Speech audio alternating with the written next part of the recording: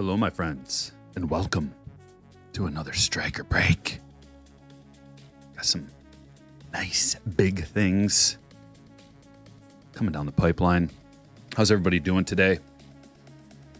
Just wanted to show you Strike Force cards, version 1, volume 1, issue 1.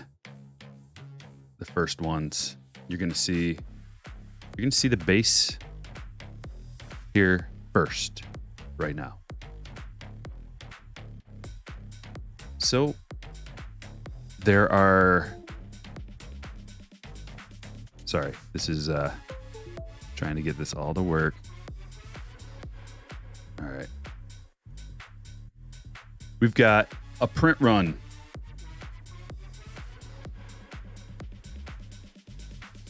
Of 2,000 for this gentleman right here. And then there's a foil parallel, 250 of them on the print run.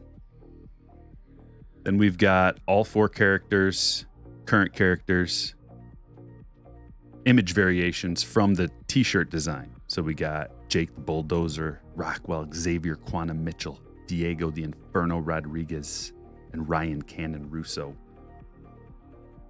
Each one of those are limited in production to 500. And I'm not going to show you those. You're going to have to wait. But they are at the presses right now.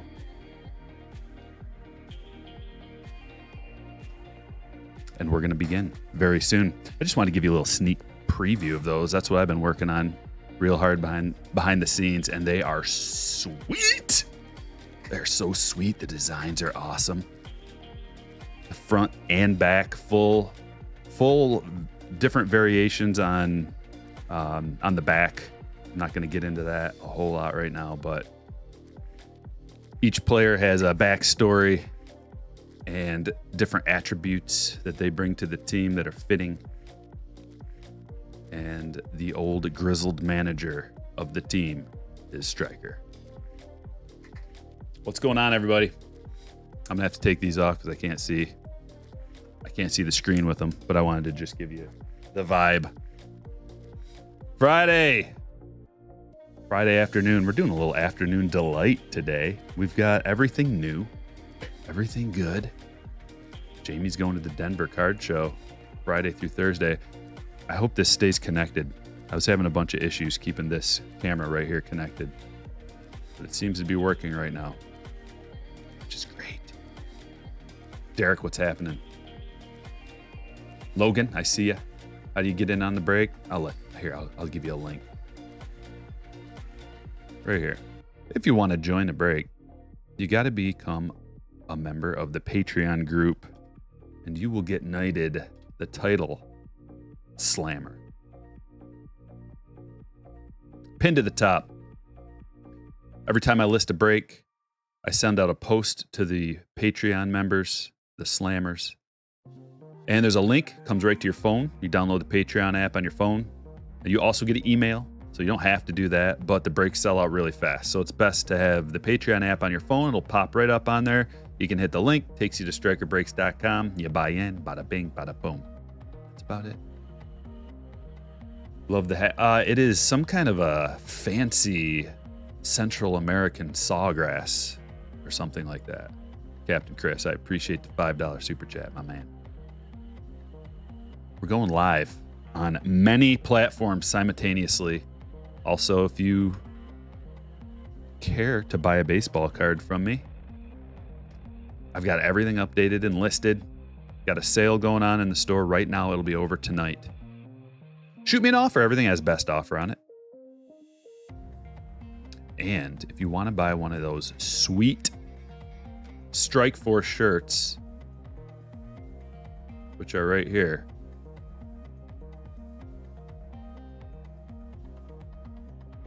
dropping a link right now to the Teespring store. If you buy one of these shirts to support me, your favorite breaker, Striker, and I see you at the National, I'll give you a little something special. I'm going to be walking around with a big sack of packs, and you can grab a pack or 2 or 3. Depends on how many I see that are wearing them. So if you guys are ready. Oh yeah, this is the Quantum card. Just a little preview of that. How bad is that? Is that sweet or what? right, I'm pulling everything up. Okay, now we can do the randomization. I can find it. A lot of things in the display cap these days. All right, we got break number 1. It's the value mixer. We mix up these teams 5 times, as is tradition. There's 1, 2, 3, 4, and 5. Angels on top. Then we grab the buy-ins and bring them over here. Roll the dice. Mix them up. It's lucky number 7. Let's begin. Round 1, round 2, 3, 4, 5, 6, and the final round, the one for all the marbles. Round 7. Jamie's on top with the Angels. Let's get these in order. And here are your teams. Diamondbacks, Joseph F. Braves, Nick V. Orioles, David P. Red Sox, Timothy R. Cubs, David Q. White Sox, Philip O. Reds, Jason K. Guardians, Eric C. Rockies, Mike S. Tigers, Joel A. Astros, Jesse H. Royals, Nicholas C. Angels, Jamie R. Dodgers, Wesley W. Marlins, Mark H. Brewers, Adam G. Twins, Ben J. Met, Steve Y. Yankees, Tanner S. Athletics, Matt L. Phillies, Jason A. Pirates, Ian F. Padres, Kevin P. Giants, Jacob G. Mariners, Will S. Cardinals, William H. Rays, Cameron O. Rangers, Joan S. Blue Jays, Calvin M. Nationals, Tyler M. Good luck, everybody. Drop you a link in the chat so you can check out your teams if you missed them.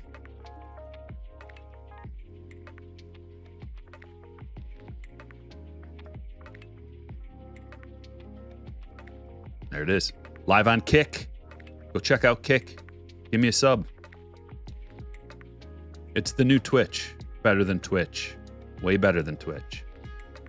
Even though I am on Twitch. Not allowed to simulcast on there, but I'm on there.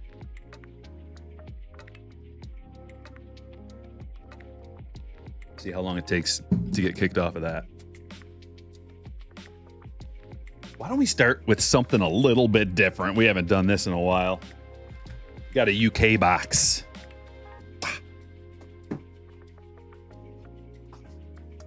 Seth asks, is it true there will be no 2023 Gypsy Queen? Yeah, I don't think so. It's supposed to be discontinued. For now. Who knows if they bring it back at some point, but I think it's smart what they did to kind of trim down the selections a little bit, especially as Fanatics is kind of taken over this whole Topps baseball card world.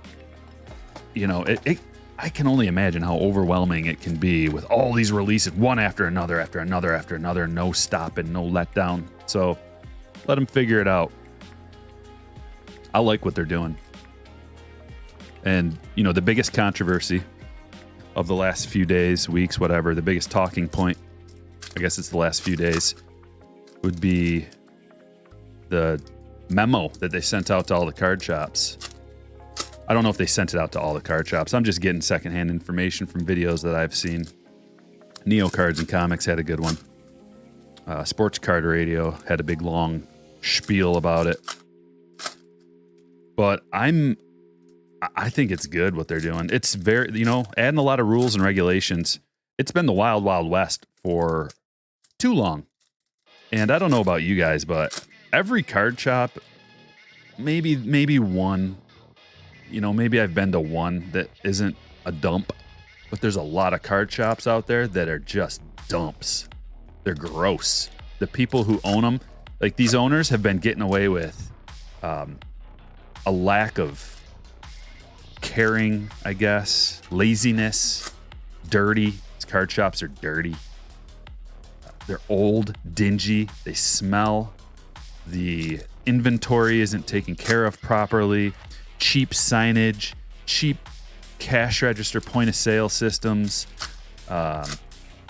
Dusty, dingy, gross. Let's get rid of all that. Let's upgrade this hobby a little bit. make it an experience that people want to go to. Like, I've told this story before, but my daughter will start crying if she thinks we're going to go to the card shop. That's how bad of an experience it is for a kid. We don't want that. That's the opposite. We want it to be inviting. We want a card shop to be inviting, that you want to go there with your whole family, maybe even. There's stuff to do for kids. It's, give some freebies away to the kids. Free pack of Pokemon or something. Come on. So there's a new sheriff in town. Good. Let's upgrade. It's good for everybody. Except for maybe these card shop owners who have let their place go over the years and have put very little effort into it.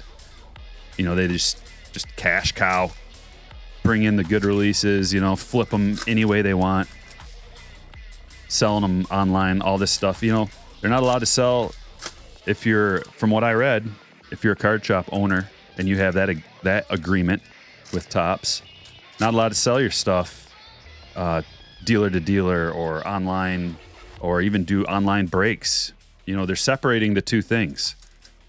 Card shops and online breakers. Those are two different things now. They want them to be separate and regulated differently. If you're a breaker, you're not allowed to sell boxes. If you're a card shop, you're not allowed to sell breaks. So it's two different entities. And, it looks like Fanatics is kind of just trying to trim a lot of the fat off of this thing and bring it into the 21st century. Going to have to adjust. People are going to have to adjust. The weak will die off. The strong will thrive. But first, Floyd fan says, "Hey Striker, you have any experience with Topps customer service? I found a Dylan Cease auto in a jumbo pack, but I had no auto. What should I do?" They have like missing hit forms that you can fill out. But yeah, I don't know, man. I appreciate the donation, but just fill out a missing hit form or a damaged card form or something. It can take forever. It's not fun waiting 6 months or whatever to deal with it, but at this point, that might be your only option. And Steve with 28 months says, hot take, Angels make the playoffs. Ohtani stays in LA. It's a hot take. Derek Jeter. As we were scrolling through here, I saw a lot of numbered stuff. This is a great set, especially for the money. It's got all the 2022 rookies in it that are good. You're only going to be able to find this set online, maybe at Blowout or something. This is Topps UK 2022, but nice Julio rookies, Bobby. Look at this. We got a black border. Oh, Nando. Look at that black Nando. It's so sick. I'm starting to really hop on the Nando train again. He is absolutely electric. Look at his WAR already. He missed a whole month. And I think he's number 2 in the league in WAR. I'll have to double check that. But Fernando, I just looked yesterday. I'm just gonna say he's number 2. Maybe it's the NL. Either way, incredible. He's on fire. We got a Big Ben, Miranda. Lots of hits. I think I'm gonna get some more UK. I forgot about how many hits you get out of here. Tons of parallels. This is gonna see when I do my breaks. I want to make as many people as happy as possible. A lot of breakers don't care at all. 99%. They don't care about any of that. They just want money in, cards out, wash your hands of it, next. That's not how I operate this. I want to please as many people as possible. As many hits as possible, going to different teams, spread it out. So that, you have some hope of getting something cool. Chapman. We got multiple releases in this break. It's a nice Wander rookie. And these cards are in good condition too. That's one of the best parts about UK is most of the cards. I mean, you saw my submission, maybe. Almost all of the UK stuff that didn't have that wasn't a parallel, because let's face it, Black borders are very tough to gem. Any kind of colorful border, very tough to get a PSA 10. But it is possible, and I did. My Julio gemmed up. So my black Julio to 125. But these base cards with the white borders, they're all pretty centered. The quality control's great. We got great rookies in this release. Another black border to 125, Willie Adames.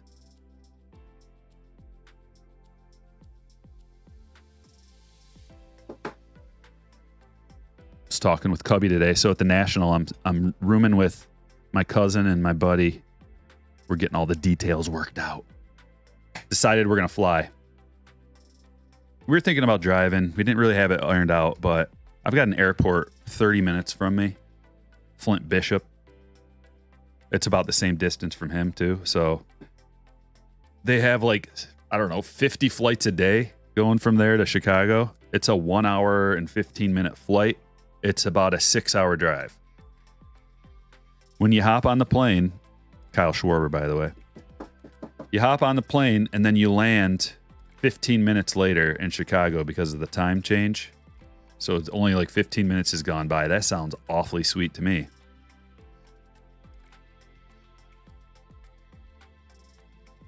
I'm just going to have a giant checked bag full of cards, I think.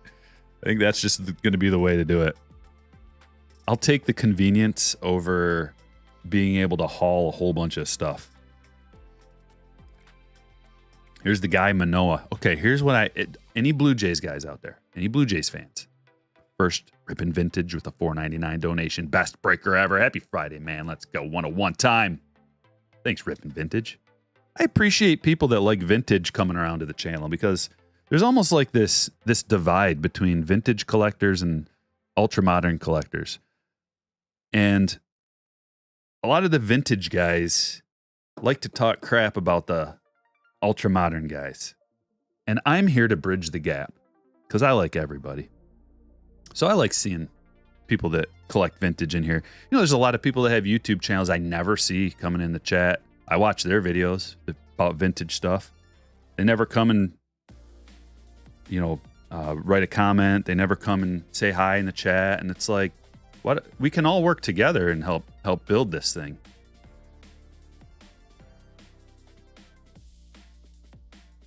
I'd love to see it. We got an autograph coming up. This is another thing. You're not guaranteed an auto out of here, but they come out at a pretty nice clip. Who is it?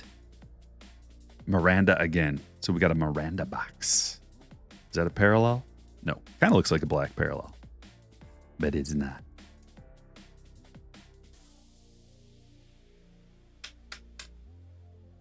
You ultra modern collectors love your shiny stuff. Yes. Yes, we do.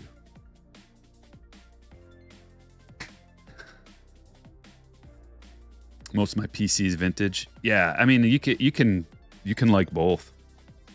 That's my stance. I like both. Even though I don't have a big vintage collection, I'm always looking to kind of pad it. But it is different. You know, and I get it. I get the gap. Devers. I think there should be a little bit more of a crossover. And usually what I see is the guys that collect modern are great going back and collecting vintage, and they have vintage collections and stuff. But the guys that are strictly vintage, they don't dabble a whole lot in the new. And they like to talk crap about it, like, constantly.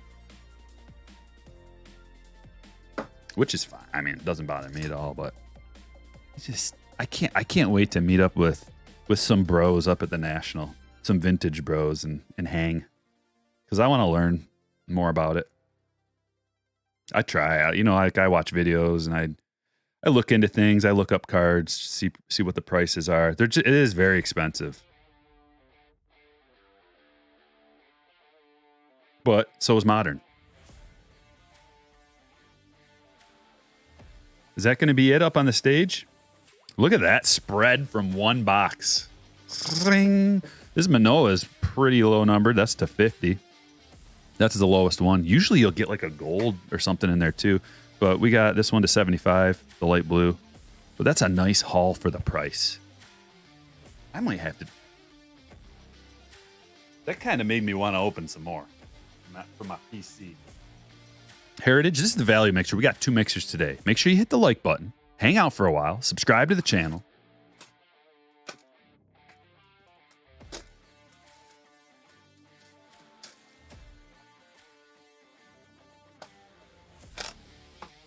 After this, the high roller.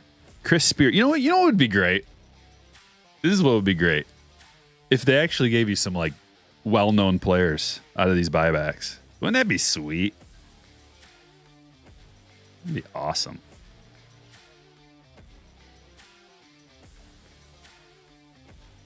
I'd enjoy that. Because those are like the buyback cards are not that common coming out. Most of the time you get a box loader. Big, just like an oversized version of the card. So when you do get a buyback, it's going to be it's going to be uncommon. So it would be sweet if they were like all the buybacks were like, maybe not all, but a lot of them were like known players or something, like well-known stars, Hall of Famers. I don't know. That'd be cool. I mean, what do you guys think? Like, is this something that you would collect? Put a 1 in the chat if you would collect this, if you're like excited about this. Put a 0 in the chat if you have no interest in a card like this and it's just a waste. 1 or 0?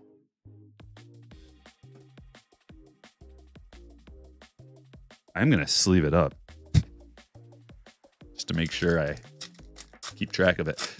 Zach with a 6 month says, can't wait for the Striker Breaks cards. Well, thank you. I want some feedback from you guys. Is this something cool or am I wasting like 100 hours of my time creating all this? I think it's cool and it doesn't cost anything for you. It just costs me time, which I like doing it. As long as like one person likes it, I guess it's a success. Zach likes it, so it's a success. 0, a lot of 0s in the chat. Couple of 1s. Dennis likes it. Ready Room likes it. John, okay. I see some 1s, but it's looking like, I don't know. What do we 80% 0s? 80% of people are just like, eh. Yeah, they're okay. I mean, I've never, one time in my life, opened up a box, got a buyback card, and been like, oh, that's a good player. Not one time ever. I guess my mind would change if I got one good card ever. Ready Room's got a striker card auto. Yeah, the autos are going to be a little more rare this time. Maybe. I haven't really figured it out. I don't know exactly how I'm going to do it, but I got a lot of cards and they're expensive. This is on me, to get that many cards custom printed with premium card stock, foil, two-sided foil, different variations going in. Just the ordering process was extremely long and complex. I had to go back in and make a whole bunch of changes to fit everything in right. But some are going to have autos, some are going to be numbered. There's regular variations and then standard cards. The main striker card that I showed off is going to have a foil variation, which is sweet. But anytime you have a lower number, like, you save money the more you print. So when you have less of them, it costs more per card to make. So the lower numbered stuff or the lower print run stuff is like 4 times as expensive. Can be. But I had to do it. It's just too cool. Something a little extra. Hey, Dave, I see you out there in Holland, Michigan. Got buckets. First time opening Bowman yesterday. Pulled a Caminero auto very centered with a small scratch. Not sure what to do with it. It's up to you, man. I couldn't tell you, but you might want to get her graded. Jig says, love your streams and videos from YouTube. He's over there on Twitch. Greetings from Germany. That's awesome. Greetings from Michigan. Some people call it Little Germany. No one's ever called it that, except for me right now. But I'd like to think of it like that. Because I have a lot of, I mean, I don't know if you can look at me and tell that I'm a German in my blood.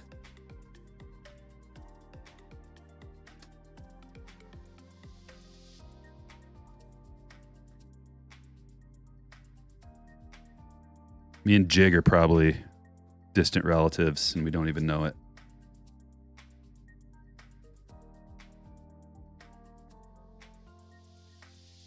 I'm like sorting these cards. This is what I have to do after the scenes, okay? I'm going to do it right now, the whole process.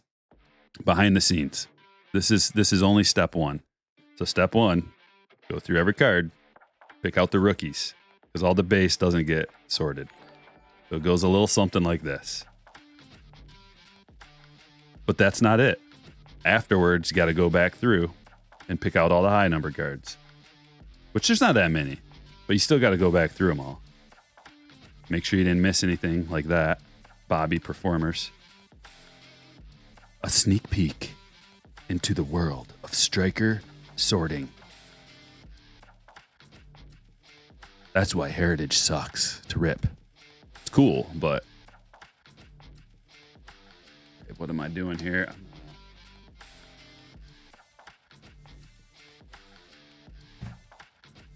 Set this stuff aside.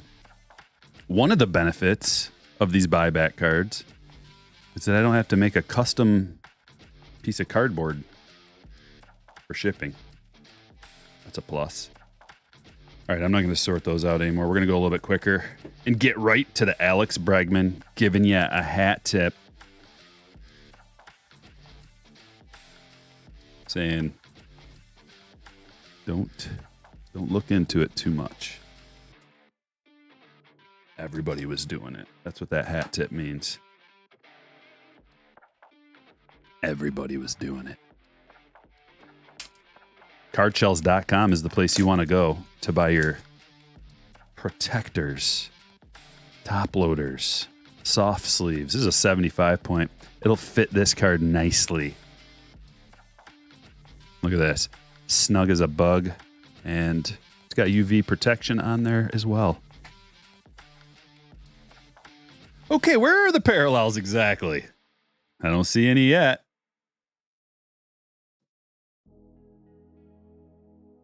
They're going to be coming soon. One, we should at least get an image variation or some kind of a parallel. And if you don't know what a parallel is, it's like you take this card and you add some shine to it or a different color. Black around there or chrome. I'll show you. That's a question I get all the time.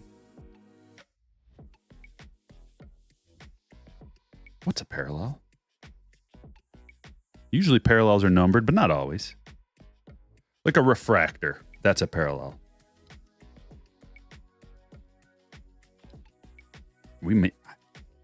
I don't know. I don't see any in here. This may be a very, very dry box.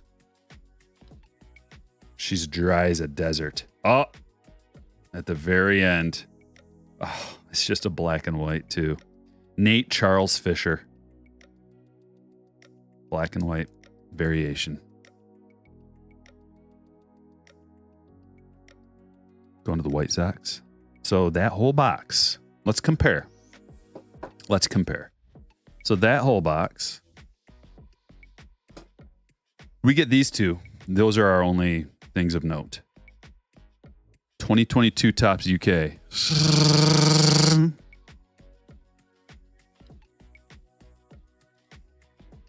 You decide.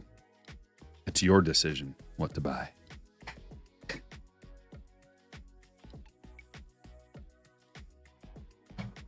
All I can do is offer a friendly hand. Guide you in the right direction. Grab my hand. Grab my strong arm. Grab my strong arm.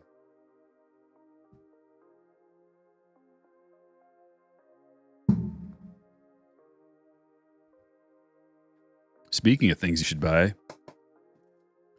hanger box of 22 update, always fun.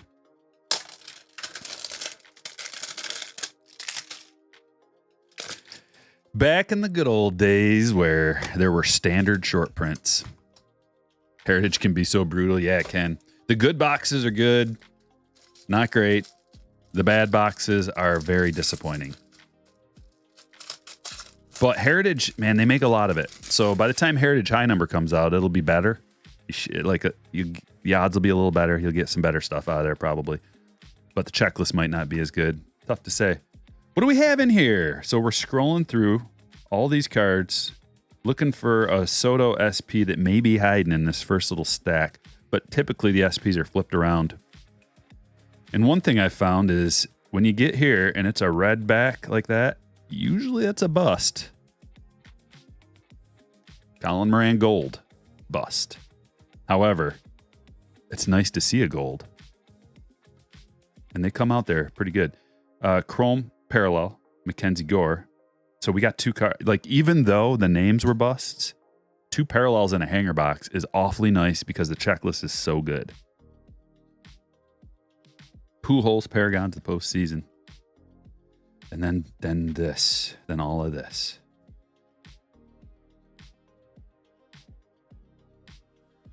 I think we get an autograph. Another auto on the table. Speaking of buybacks, at least these ones have autos on them. Floyd fan with a $5 super chat says, man, you reminded me. I got a black and white Jeter Downs rookie and a base one. Black and white has him in a Red Sox uniform, while the base is the same pick, shopped in a Natty's uni. Really? That's interesting. Did not know that. Ryan Mountcastle, gonna be back soon. Vertigo, a thing of the past. 73 of 77. Going to the O's. David, congratulations. You should see my injured list. I don't know what to do. Let me just show you real quick because we're in between boxes. And this isn't just about opening cards on this channel, although it's 95% about that. It's also talking about baseball, also talking fantasy baseball, talking baseball news, industry news. It's everything. But I just want to show you, give you a little taste of my injured list.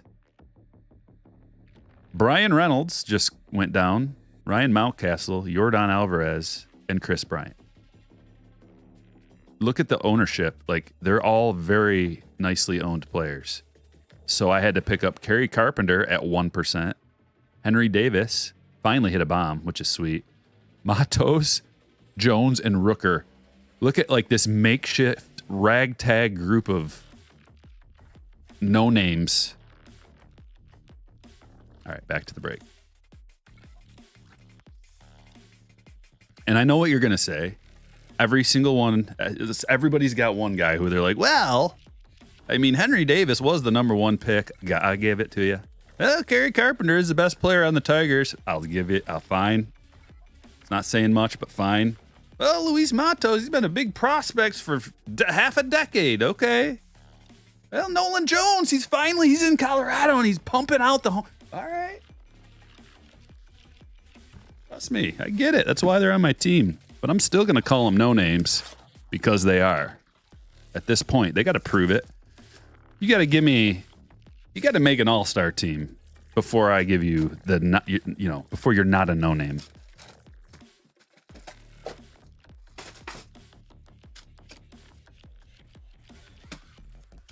I know them. I know all their names. But if you walk into a room and you go, hey, how about Luis Matos? They're going to go, what? They won't even know what, like, huh? What did you just say? Is that somebody's name?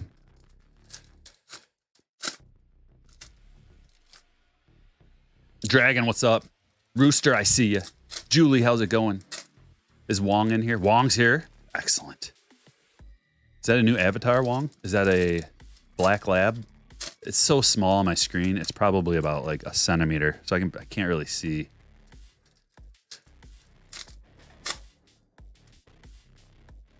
How's it going, Furious? Trevor. Okay, Chris Bryant is not a no-name. Well, none of those guys are on the IL.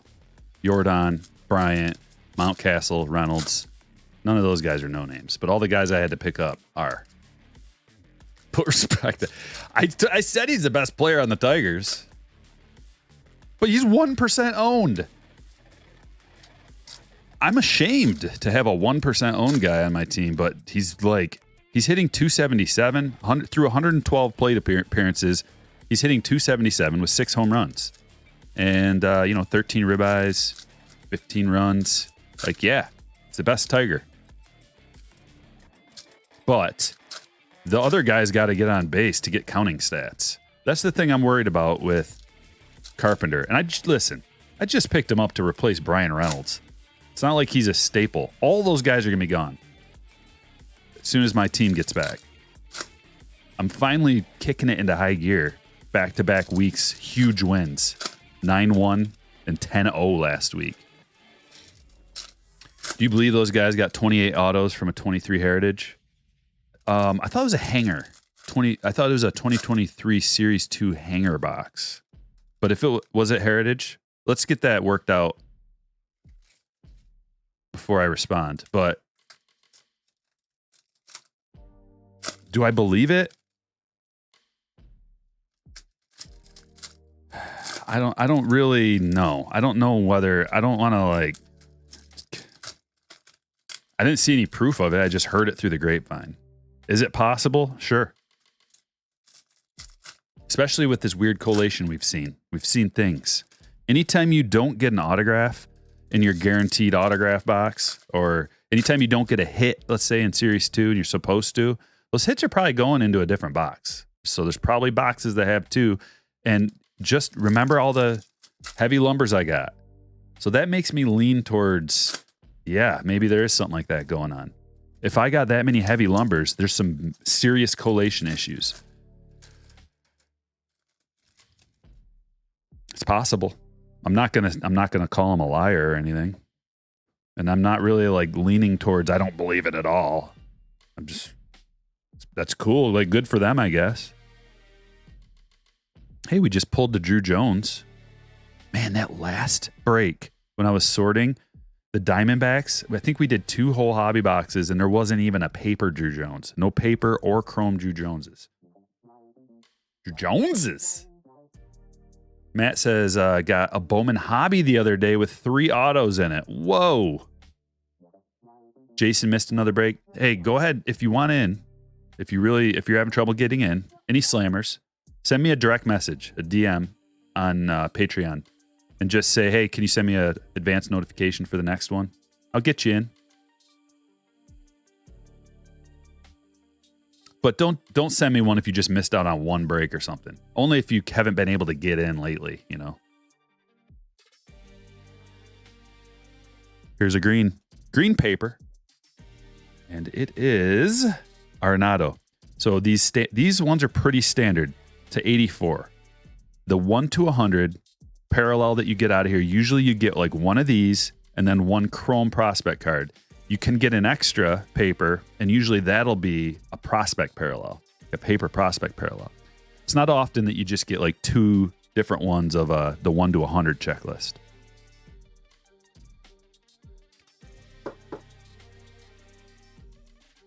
You had the D-backs in that break?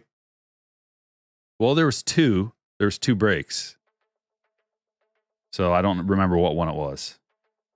But these breaks where we have a lot of hobby boxes take forever. That's why it's been so long in between breaks. Guys, thousands and thousands and thousands of cards to sort through. No one's complaining. I'm just explaining. But when I finally get done with that, I'm like, ugh. Losing sleep and stuff. All right, here we go. Autograph. Oh, another Jackson. Let's go. Wow, we've been on fire pulling holidays. This is why we do it. David, you're kind of on fire lately, aren't you? David's already got 2 autos, a Mountcastle and a Holiday.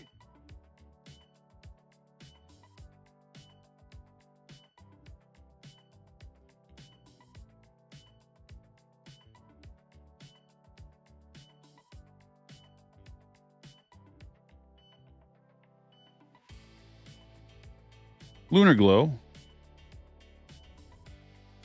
Did you guys see how much that Ellie De La Cruz red auto went for? It's like $32,000. Pretty nice price. Dragon says, striker, I like Torque batting second. If McKinstry and Torque would get on, yeah, get a double, be 2-0. Yeah, that's a nice thought. Torkelson, once Riley gets back, Torkelson's been pretty hot lately. Once Riley gets back, that's going to be good. Tiger's going to be a little bit better. Carpenter, Baez is just... Oh, Taj Bradley. Taj Bradley is crazy good. Anybody been following him?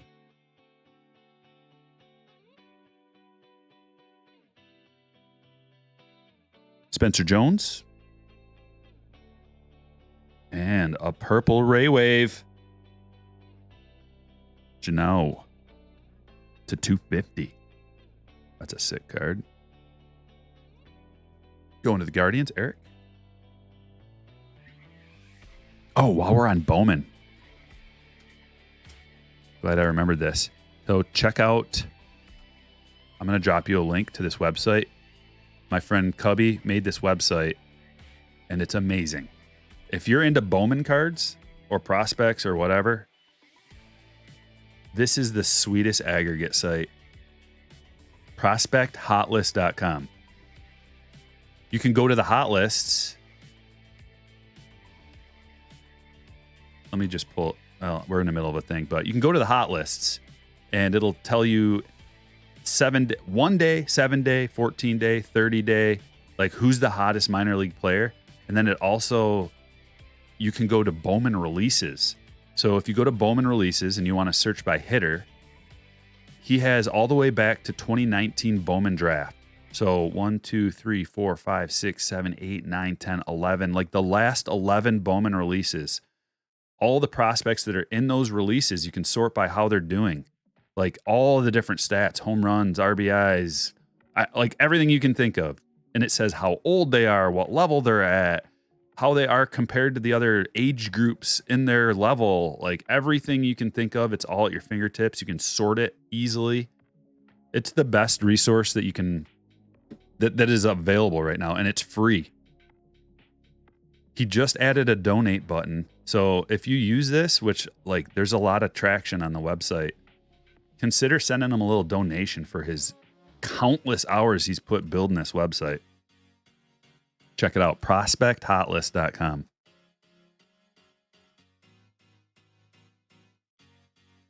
Jordan Lawler, number 8. Man, the Diamondbacks, just a wealth of riches. Okay, so remember what I was telling you earlier in the break.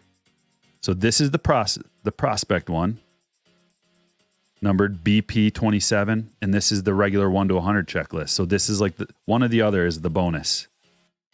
You don't always get 2 paper parallels. But when you do, it's probably going to be like this. Like one of them's going to be a prospect, one's going to be a vet or a rookie.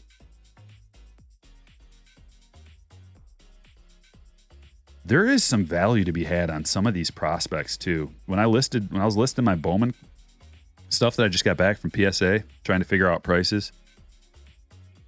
First of all, there's not a lot of PSA stuff. It's tough. These Bowman cards are tough to gem up. So there's not a lot out there at this point. But going through, man, there's some value to be had on some guys that are young position players that have a lot of upside. Ruben Santana. And you can find them. I made a video about some of the guys to look out for. I got to open up another one of these. Where's my blade?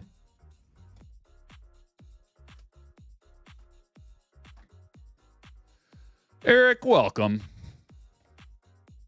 You got Taj on your squad? Come on.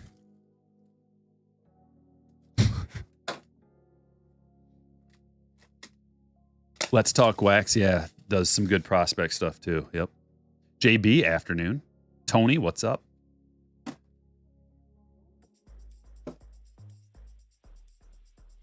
Yeah, I got Andrew Abbott on my team. and he's been crushing. He finally had a big strikeout game. I don't know if you remember, but I was talking about his weakness last week, and I was getting ready to drop him because I have so many guys that are on the IL that are going to be coming back, and I had to figure out who to drop. And I was like, man, I might just have to drop Andrew Abbott. He doesn't get enough strikeouts. And then he comes back with a 10K performance.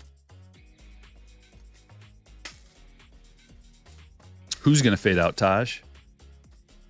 I think his underlying stats are good. I think he's good.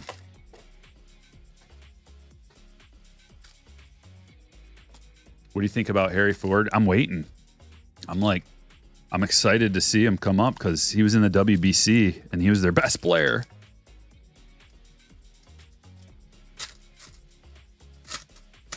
I don't know. Long.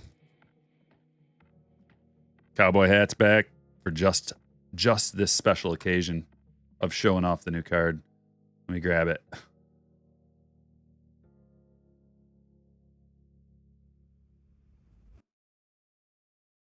Looks just like me.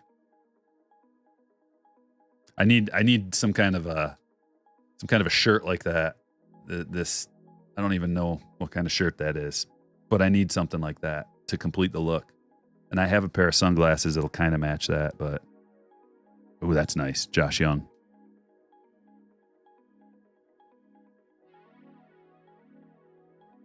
Silver pack Josh Young.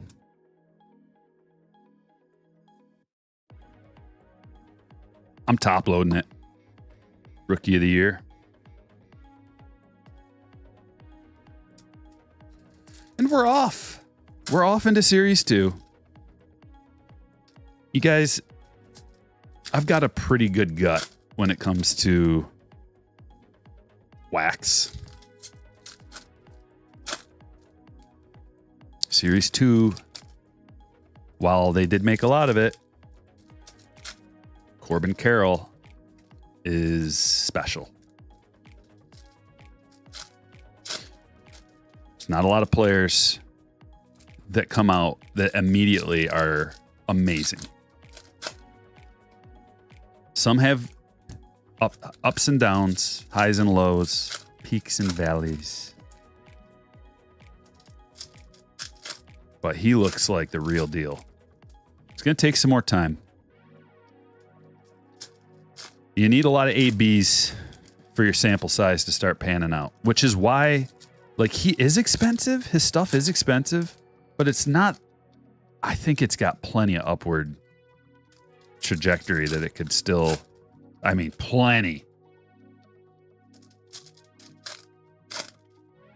Dude, his raw golds are like $150. Raw gold. But do you know what that card? Do you know what the ceiling on that card is? $1,500. Short-term PSA 10 ceiling on that card. Could be. Now, listen, that's like assuming a lot of things. So don't just think that it's going to be worth that much. I'm just looking at it from like where's the ceiling at? Like, where does it stop? Where could it stop? What's the high point? Most likely, you know, it settles like a card like that, like $500 in a PSA 10, $600 maybe. Because if you look at like Acuna's gold flagship from Update, that's about a $900 card right now. So you gotta find comps. If you're trying to figure out what your card's worth, you have to find comps. And a comp for like a Corbin Carroll gold would be anything in the last 5 years, any player in the last like 5 years roughly, who has a gold rookie card in a PSA 10. You look at the PSA 10s, or you can look at a 9, I suppose, but I always look at the 10s just because it's a good standard to go with. It's, the ceiling. Don't look at a raw. I mean, it's just so tough with raw cards because they could be off center. They can have busted corners. So if you're not examining the card and you're just looking at prices, it's really hard to see, based on a raw card.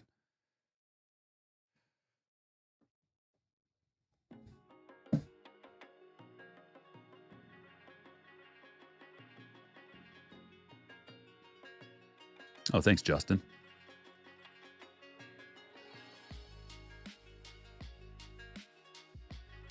Anything about Casey Mize' return? No.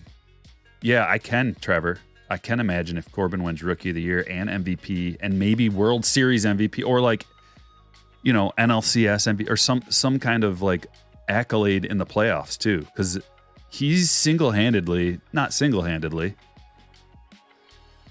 maybe not close to it though, like put the D-backs on his shoulders and said, we're going to win this thing.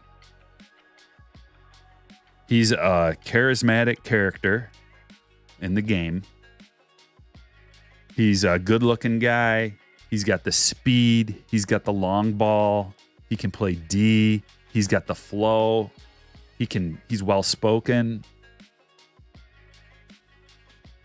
Daniel Lynch, gold. He's young. That's the key to all of this. If he was 26 years old, no one would care. I mean, card collectors wouldn't care as much. But he's not. He's young. That means he's got 20 years in the bigs if he stays healthy. And a man of that stature, he's not the tallest, he's not the heaviest, biggest, most muscular dude. A man with his stature seems like they can stay healthier because there's not as much weight coming down on his knees and his ankles and his feet and everything. He's like a wily little guy. I don't know. Rizzo, rainbow foil.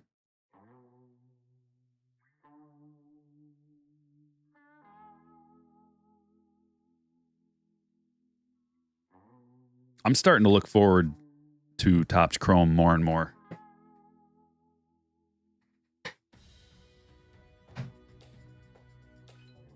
Every year I look forward to Topps Chrome, but with Adley and Corbin and Young,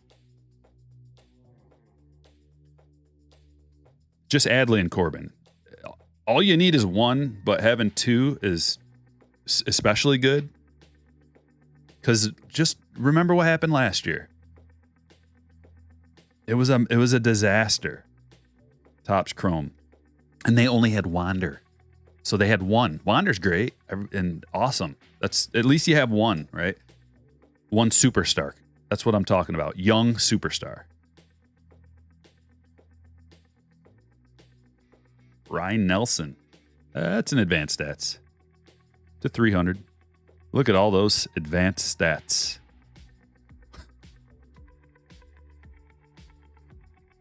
But we're going to have multiple characters to chase in Topps Chrome, because if they're in Series 1 or Series 2, they're in Chrome. And then we still have a potential, depending on how it gets pushed back and all these things, we still have a potential of maybe some Ellie short prints or some players short print. Oh yeah, let's not forget Jordan Walker's also in there. Another big time young player. Wander's okay. He's benched. Yeah, he's benched for having a bad attitude. Good. Young dude. Can you imagine if you were the best baseball player in the world and you're like 22 years old? One of the best. And have been your whole life? You're going to have a little bit of an attitude from time to time if things don't go your way because they've gone your way your whole life. But you learn. He probably never thought in a million years they'd bench him. Well, guess what? You're just a dude like all the other dudes who are trying their hardest to get in this league. So if you're going to have an attitude problem, you're going on the bench and you're going to learn. And you're probably going to be shunned a little bit from your team. They're not taking it too well. They don't want to see that. They don't want to deal with your antics. Remember, same thing kind of happened with Tatis and Manny. And Tatis has been better. He's learning. He made a lot of mistakes. Really young. You guys, come on. They're so young. They don't know. They're kids with millions. They're kids with millions and all the luxuries, all the women and power and money and, I mean, yes men all around them. Everybody with their hand out, family and friends all around them. People they don't even know. cozying up to him, trying to get in on it. There's a lot of things that go on. Vinny. Player warned. So give him a chance. Give Wander a chance to get right.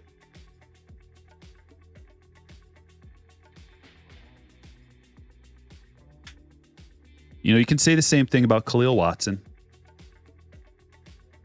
We tend to judge these people based on a standard that is unattainable and that's ridiculous. Now, occasionally there will be straight shooting, you know, well-mannered, never offended anybody, always acted perfectly. Yeah, there's going to be guys like that, but there's also going to be guys that grew up in a completely different environment that they're not used to having to behave by these certain rules and so you give them a chance, and if they keep messing up, hey, you gave him a chance, and now you can start talking trash or whatever. This guy sucks. I don't want to. I don't like his attitude. I don't like his style. Totally understandable at that point. Multiple mess ups. Not learning. Cocky, arrogant. Thinks he doesn't have to follow the rules. After multiple, you know, then it's time to. I mean, look at like Puig. Puig had all the talent in the world. Nobody liked him.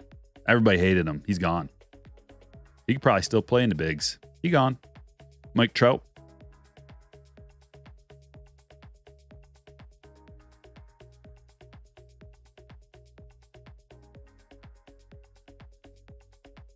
And then you get a guy like Freddie Freeman or something who's just like big smile and, you know, never. I don't know if that's the best example, but both ends of the spectrum.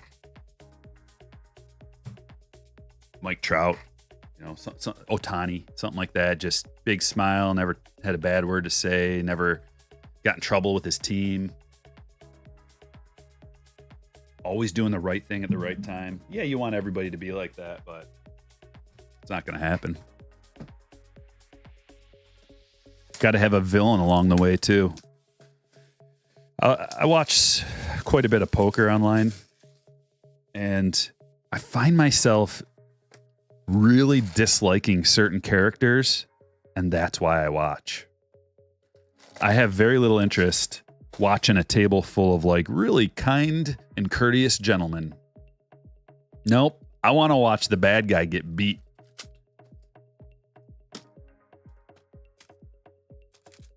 Does anybody watch poker on YouTube, the live streams? If so, we got over 400 people live in here right now. If you do, is there a character that you like to root against, that you would like to watch just to root against them? Because I've got one, and it's like the only reason I watch. Like if I see any just a bunch of like dudes on there, like good poker players or whatever, watch something else. But if I see this one guy that I really don't like, I want to watch just so he loses, just to watch him lose all his money. Maybe that's wrong of me, but there's a reason why, like WWE, they have the heel. You got to have the bad guy that everybody wants to root against. And the same applies with baseball. I mean, we had the Astros for a few years there where it's like, let's watch the Astros and watch them get beat now that they can't cheat. Paul knows. I was wondering who was going to come up with it first. Phil Hellmuth. I actually I kind of like Phil Hellmuth. I don't like a lot of things about him. I don't know. So at one point I thought he was the best player in the world, and he might be still, depending on what, but I think he's lost a lot of his game over the years. Like he hasn't adapted to the new style, like the new GTO stuff as much. I think he's kind of stubborn and likes to. The whole thing where he bought in so low on the huge Hustler Live, where with Mr. Beast and everybody, how he bought in so low and was playing so nitty, that rubbed me the wrong way, and I haven't really respected him as much ever since then. But I used to really like I read his book. But he's good to root against, yeah.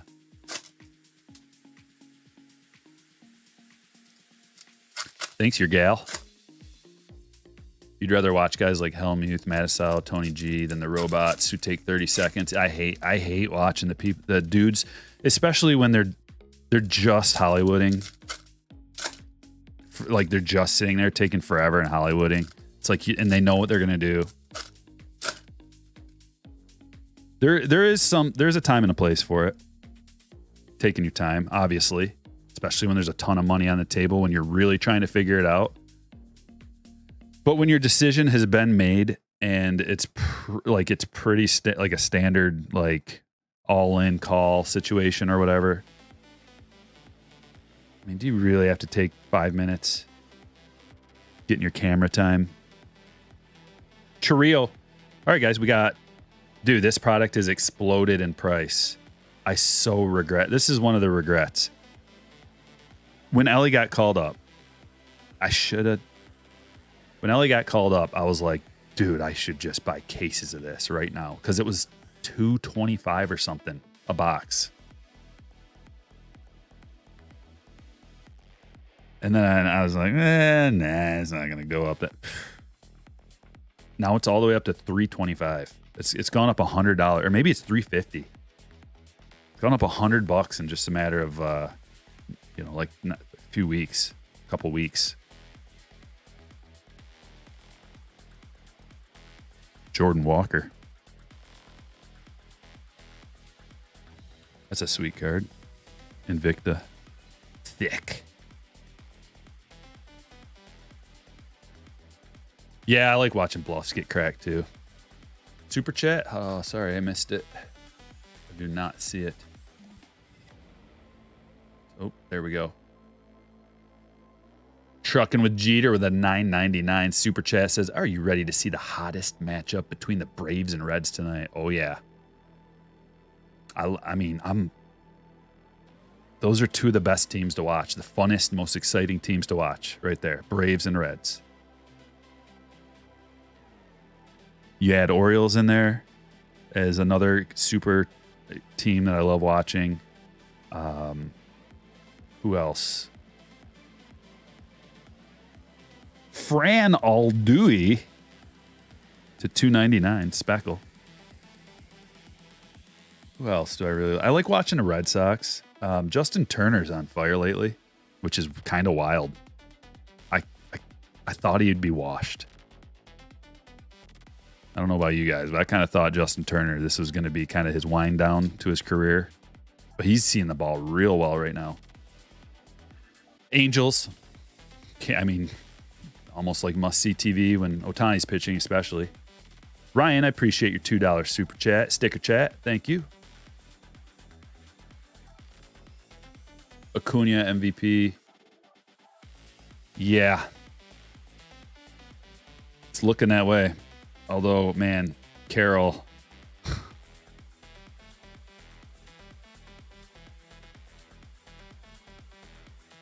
This song's kind of cool. I don't know. I'm just digging the vibe.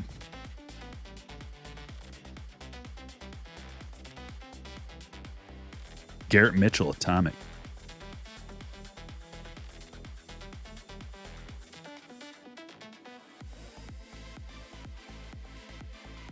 Song goes well with my new cyberpunk theme.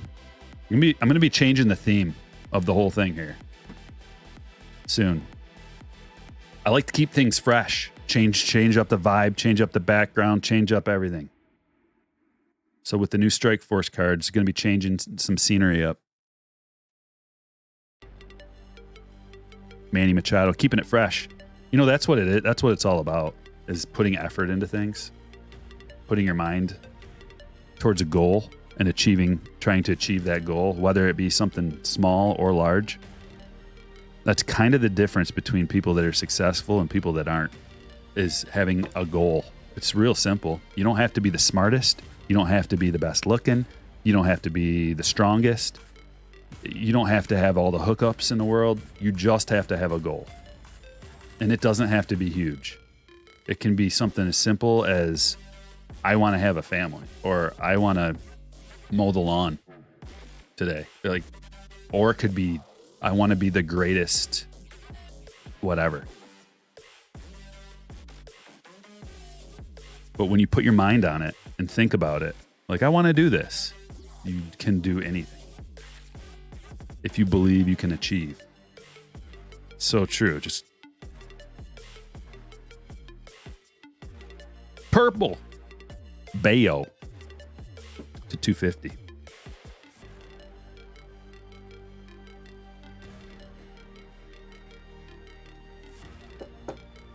Which is like the thing with the Strike Force cards. It's not that big of a thing. I mean, it kind of is. For me, it is. But I focused my mental energy on it and got it done. And it was like 40 hours of work, 50 hours of work, something. Didn't have to do it. If I wouldn't have thought about it, whatever.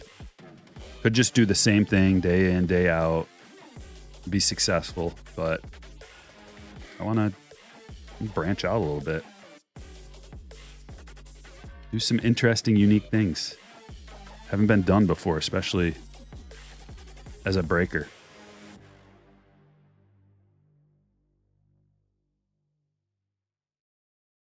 Well, did we get an auto out of this box? There she is. She's going to reward us with a gold auto. It's a first.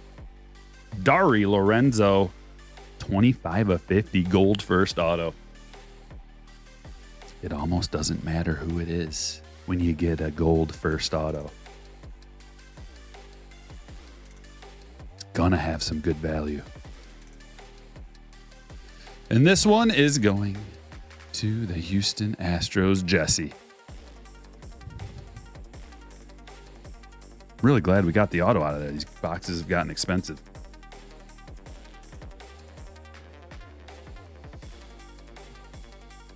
We got 2 boxes left, and then we're going to move on to the high roller. Which, if you know anything about high rollers, you got to watch the last live stream. It was freaking incredible. One of the most incredible breaks that I've ever done. The last stream. Go back and watch it if you haven't. The hits were jaw-dropping. In one break, we got the equivalent of like 6 breaks worth of hits in one break. High-end stuff, like low-numbered parallels. I don't want to give it away because there is a monster, one of the biggest hits of my life pulled out of that break. I'm going to have to go back and watch. Eric with a $13. $13. Hit that like button. Happy TGIF. Thanks, Eric. And Ryan with a $2. Good to hold 23 Series 2 hobby for profit or rip. It's tough to say, man. There's, you got to kind of know the future to give a prediction on that. But here's probably what's going to happen. It's already right now. I can't see it getting much cheaper than it is. It's very affordable. I think these hobby boxes are like $90 now, $85, $90, something. How is it going to get any cheaper than that? Because the cost on these boxes for people like direct from Fanatics, the cost is like, I don't know, like $70 or so. So it's not going to go lower than that, much lower than that. There's not much margin. So holding on to some, or maybe you can wait until around the time Topps Chrome comes out. That's an option to consider. If you want to hold Series 2, maybe it would be best to wait till Topps Chrome comes out. Because at that point, people are going to be like, F Series 2, I'm in on Chrome, right? Like it's Series 1 and Series 2 on chromed out steroids. Worth more desirable, higher ceiling, autographs come out of there. So at that point, it might be the floor of when to buy like a Series 2 and then hold on to it, if that's what you want to do.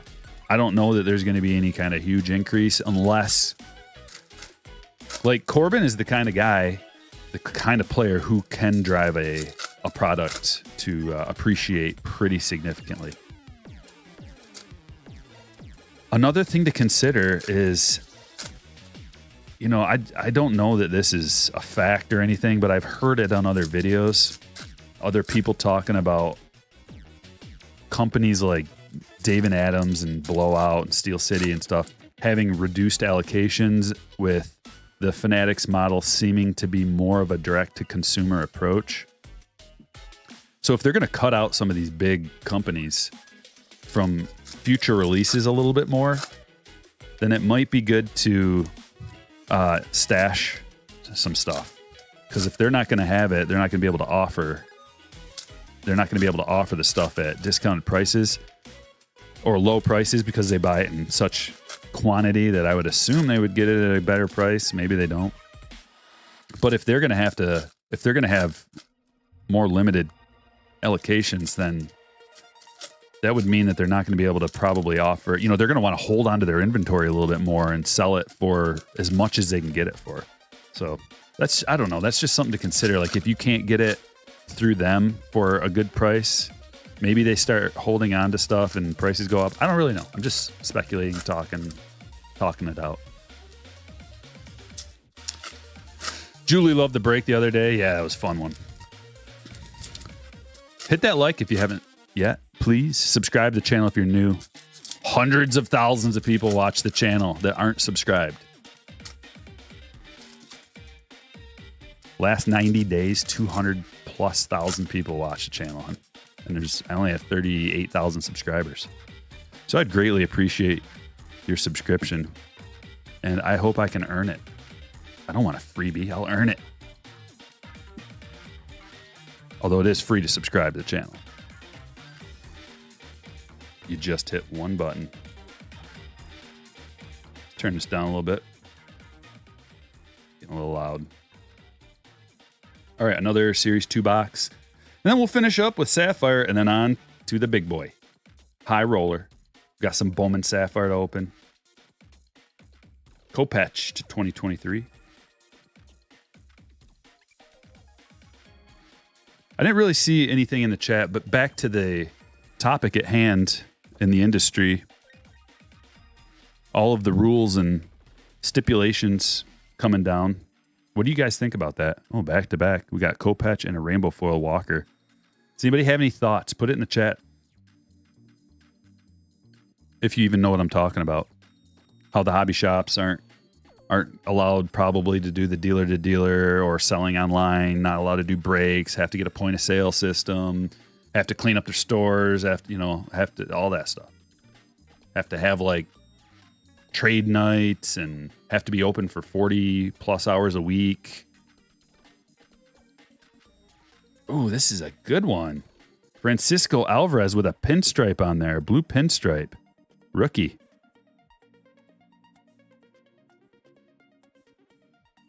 Going to Steve. This is going to take a little bit bigger. 75 point.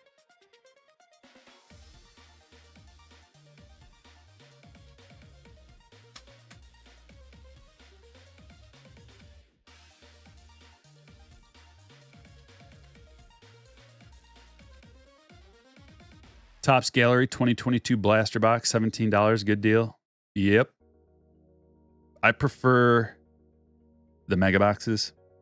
Mega boxes have 2 guaranteed autos, but those are like $80. So for 17, if you got 4 of them, you're not going to get 2 autos probably out of 4 blasters. But if you're talking just something to buy and fun to rip, yeah.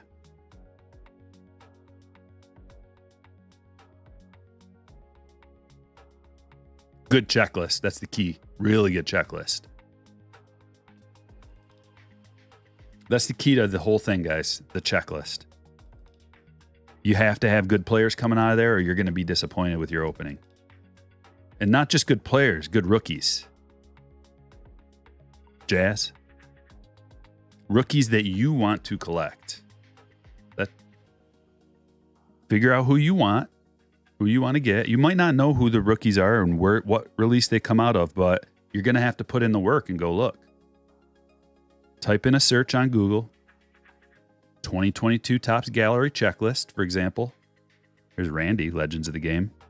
And go look at the checklist and see how many RCs you can see. Here's a little trick. You can hit Control F on your keyboard on the checklist website. Hit Control F and search for the player you're looking for. So if you're looking for Julio, 2022 gallery, or if you're looking at 2022 cards wondering if Julio has a rookie in there, type in 2022, whatever release it is, checklist. Go to there, hit Control F, and then type in Julio. And it'll show you everywhere it says Julio on there, and you can see if he has a base rookie. So you're looking for base checklist rookies. If they have an autograph, that's great, but what are the odds you're going to hit one, right? Not good. So you want the base checklist to have it, because then you can get parallels, and the parallels are much easier to pull. It's much more realistic to pull the gold Julio out of 22 update than a Julio auto.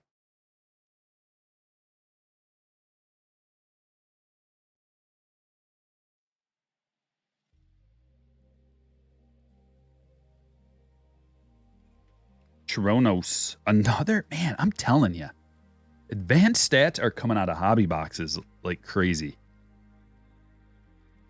We got two. We're 2 for 2 advanced stats out of hobby boxes. It's just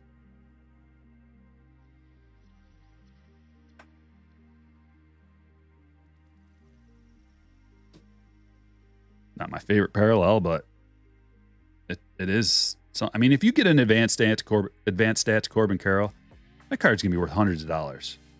So whether you like it or not, it's still got a lot of value. I would totally probably trade an advanced stats for like a gold. And advanced stats are way lower. Tigers Twins on Hulu at $340. For free, you say. We just got another advanced stats card. Get out of here. Get out of here.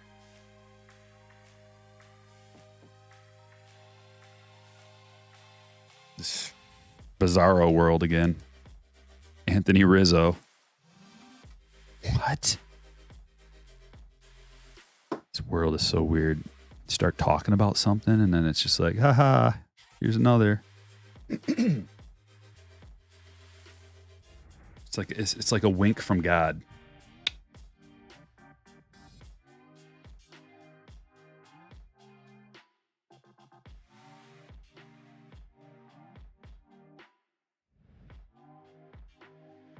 All right, last box.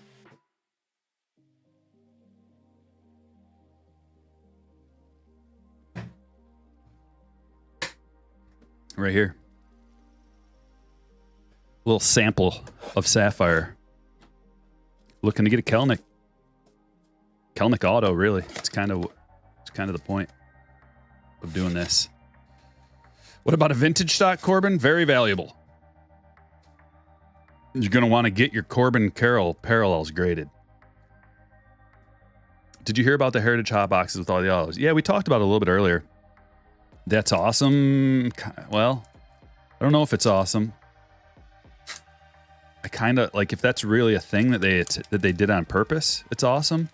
But if it's a thing where the collation got out of control and then a bunch of people are going to get screwed out of their autos, not cool. What's next is Fanatics going to buy a grading company. It would be in Fanatics' best interest to buy PSA. Because if they buy any other grading company, other than maybe Beckett, then it's going to still be like, right? Fanatics is going for everything. Like, they want it all. They want to be in charge of all of it. They want to control all of it. They want the best. They're trying to upscale the hobby. So I think they should buy PS. I don't even know if it's for sale, but I guarantee if Fanatics came around with like 8 figures, 9, I don't know, like everything's got a price.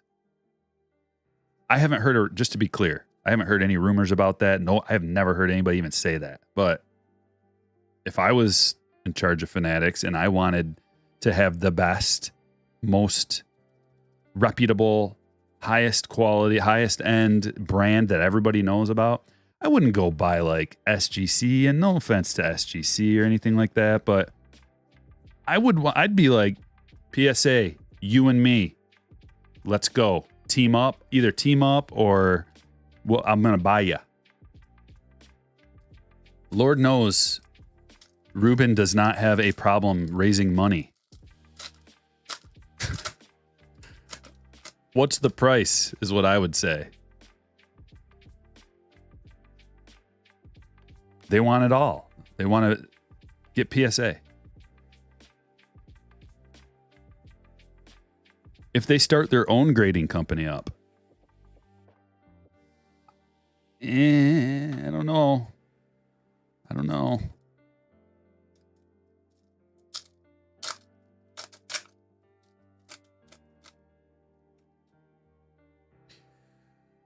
Well, I mean, what if they came to this huge private equity group and said, here's, I don't know, like $250 million. You think the private equity group's going to be like, no? I mean, I don't know. Just, who knows? Maybe they would. Chase Anderson. I don't know what PSA is worth. Maybe it's way less than that. I'm just throwing random numbers out. 5 of 25. Chase Anderson. Old reverse splits Chase Anderson.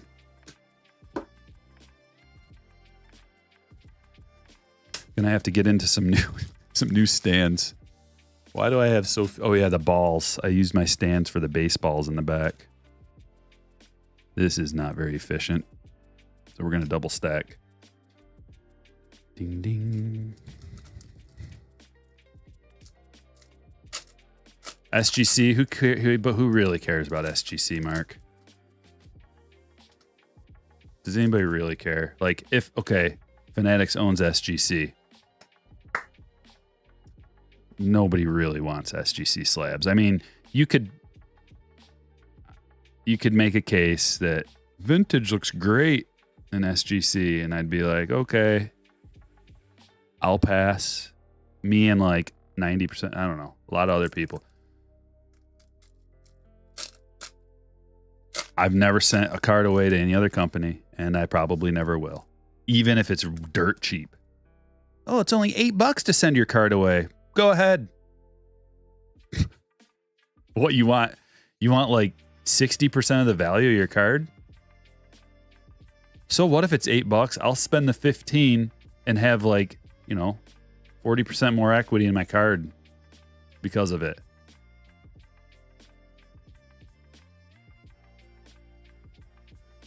It just, in my opinion, sending off a card to one of these lesser companies for a cheaper rate is being penny wise and pound foolish. Yeah, Matt would rather have a lower valued card than an SGC slab. There's a lot of people who are like, maybe they're just like salty about PSA for some reason because they were on a blowout forum and saw some things or, whatever. Okay, go ahead. More power to you. I like consistency in my collection as well. I don't like having 4 or 5 different kinds of slabs all in my boxes, and I don't like that. I like all the same. They fit together better. They look better. They're easier to organize. And it's the most valuable one. So if you don't want the most valuable slab, then do whatever. I mean, I don't care. What do I care about what you want, But if I'm selling a card and it's worth $100 in a PSA 10 and it's worth $60 in an SGC,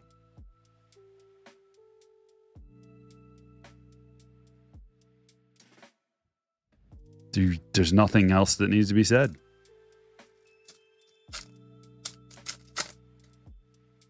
If you're in business buying, selling, trading cards, trying to maximize your profit, or aren't you? If you're not trying to maximize your profit and you just like the way that the slab looks, well, sure. Yeah, dude, you go with what you like. But if you're in business,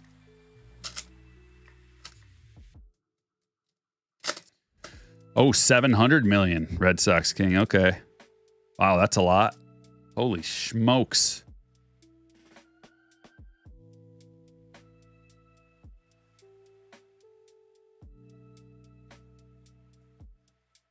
That's why I'm not in charge of negotiations.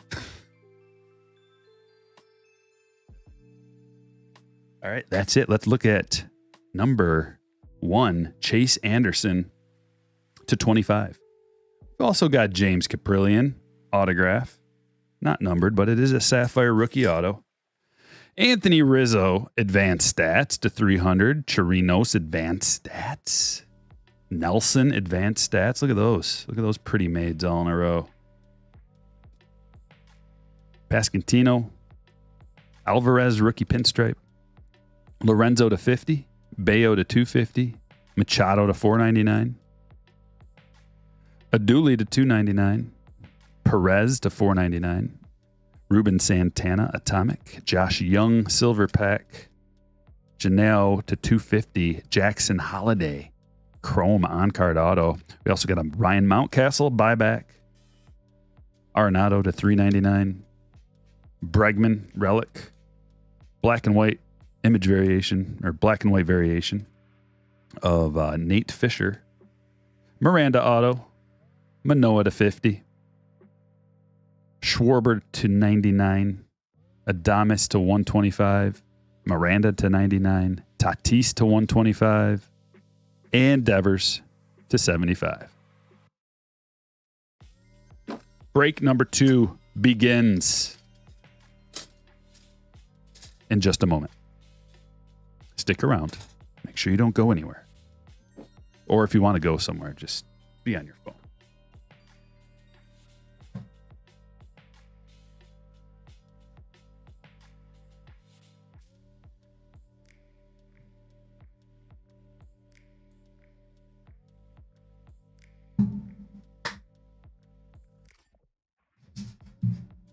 We got a new coffee pot.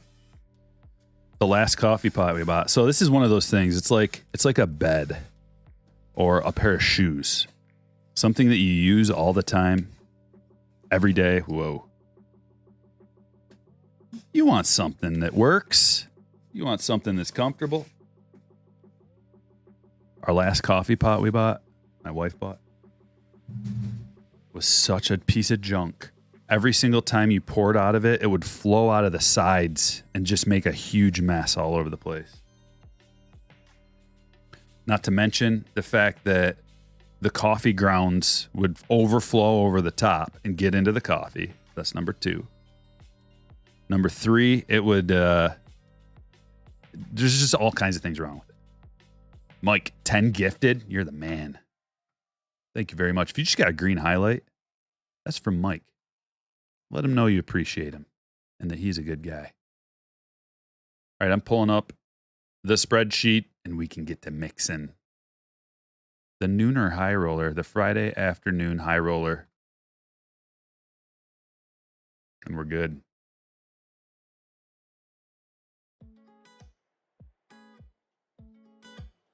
All right, let's go to the team list, mix them up 5 times. 1, 2, 3, 4, and 5. Mariners hanging out on top.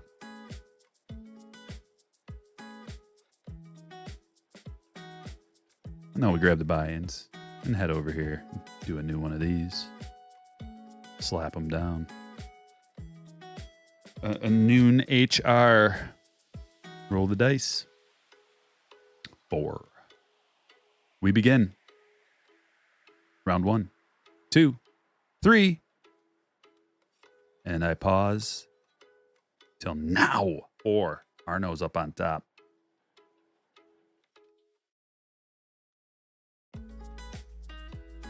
With the Mariners. Sort the sheet. And here are your teams. Diamondbacks, Jamie R. Braves, Nathan H. Orioles, Jeremy C. Red Sox, Randy H. Cubs, Cody H. White Sox, Jared G. Reds, Will S. Guardians, William H. Rockies, Joan S. Tigers, Timothy R. Astros, Neil P. Royals, Josh F. Angels, Trevor D. Dodgers, Wesley W. Marlins, Sean M. Brewers, Jeremy T. Twins, Scott L. Mets, Ryan G. Yankees, Kelvin M. Athletics, LL. Phillies, Kevin O. Pirates, David P. Padres, Justin B. Giants, Trevor G. Mariners, Scott A. Cardinals, Joseph F. Rays, Kyle T. Rangers, Bobby T. Blue Jays, David D. And Nationals, Matt M. Good luck, everybody.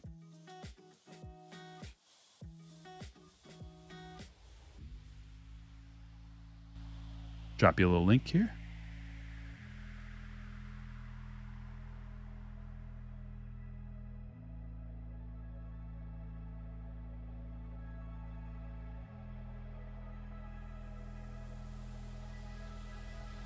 There it is. Micah, they're just randomly doled out. If you buy a gifted membership, they just go to whoever's in the chat. So that's a good reason to hang out in the chat for a while. Even if you just let it run in the background, if someone drops a gifted sub, you could randomly get one.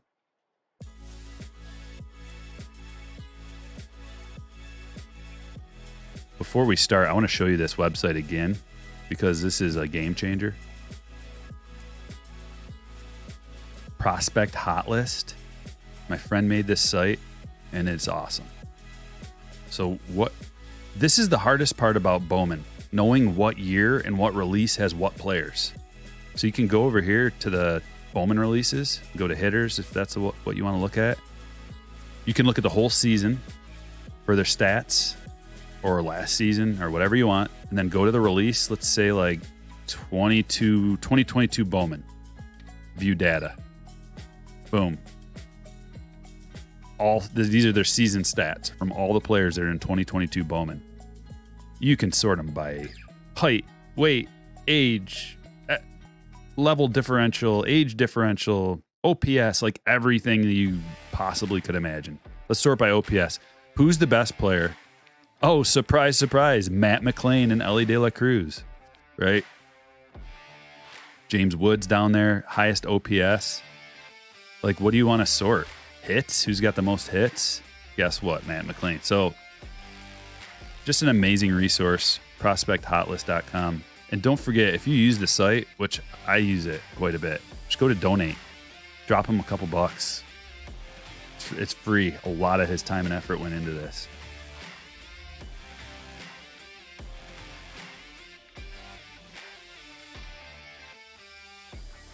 Okay. Red Sox King 15-month membership. Don't forget to hit that like button. Appreciate you.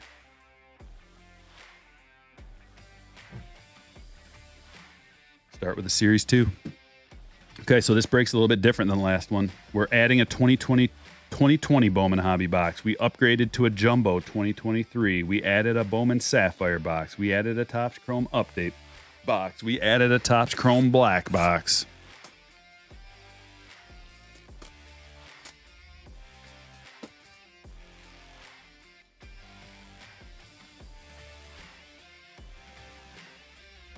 If you guys didn't know, I'm live on Facebook.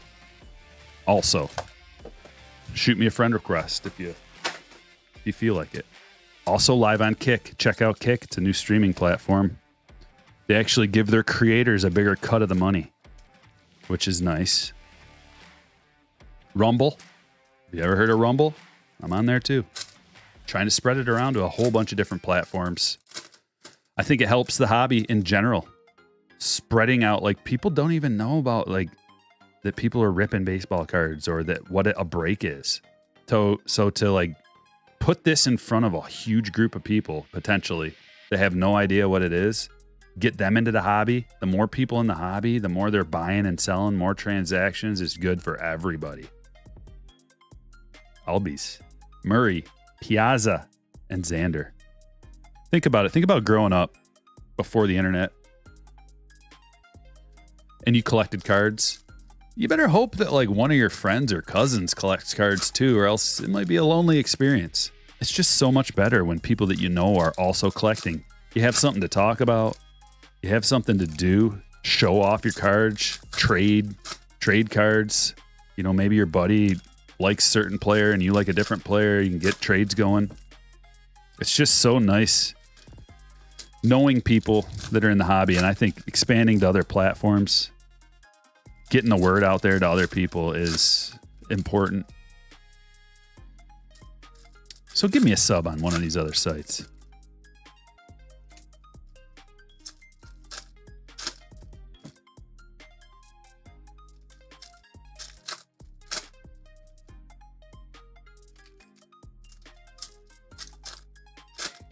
John's on Facebook, and Dave's in Holland on Facebook. Adriano in Canada. Wow. But John says, saw a video yesterday that allegedly Fanatics has prohibited people from doing breaks with Topps cards without their written approval, and it is some other... Yeah, well, I don't know all the details or anything, but if you there's different agreements that they have. So the breakers get a certain agreement, and their breakers aren't allowed to sell boxes. Like, example, like I can't just say, hey, do you want to buy this for $90? Can't do that. Whereas the card shops can't go, hey, I'm going to do a break.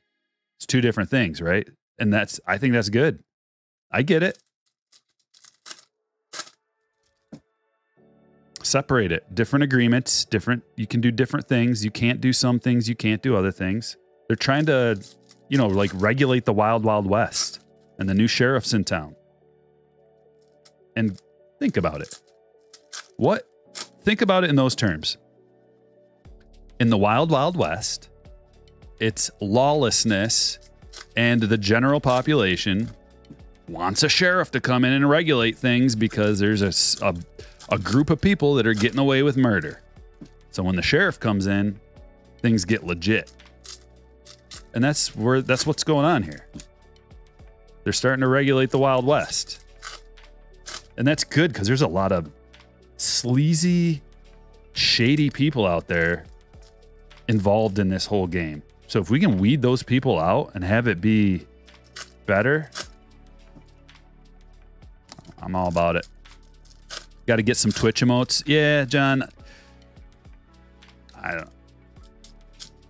I'm not even supposed to be on there multi-streaming. So not really investing like a whole lot of time into changing things up and doing things on there. There's no financial benefit for me to be on there. I declined their offer of becoming a affiliate or whatever. So I'm just doing that to kind of just get out there a little bit more until they ban me. Clambino with a $4.99. Happy Friday, Striker. I had an Ohtani to 10 out of Sapphire last night. If it gems up, it'll be a pop 1. Wow. Congratulations. Yeah, any Ohtani numbered, especially gemmed up. Money.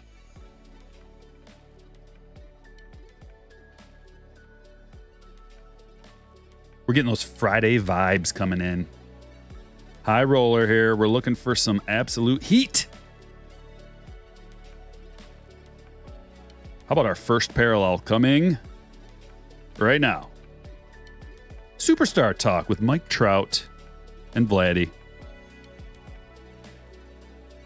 Stand-worthy card number 1. This one's going to the Angels, left to right, top to bottom, left to right, like you're reading a book. That's how I dole out these multiplayer cards. It's quick and it's easy. Look at that. Back-to-back again, man. These back-to-back hits. Drew Smiley vintage stock. If you didn't know what a vintage stock is, that little logo looks a little bit different. And those are numbered to 99. The back of them has a real rough feel of like an old school card.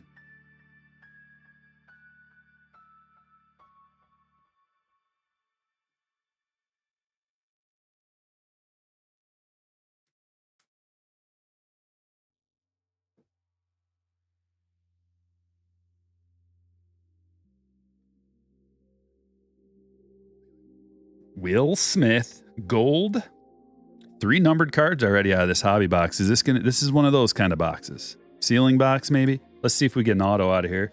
If we get an auto out of here, we can officially declare a ceiling box, I think.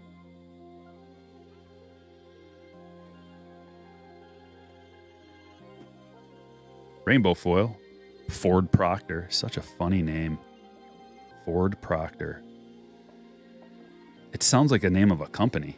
Like a merger between Ford and Procter & Gamble.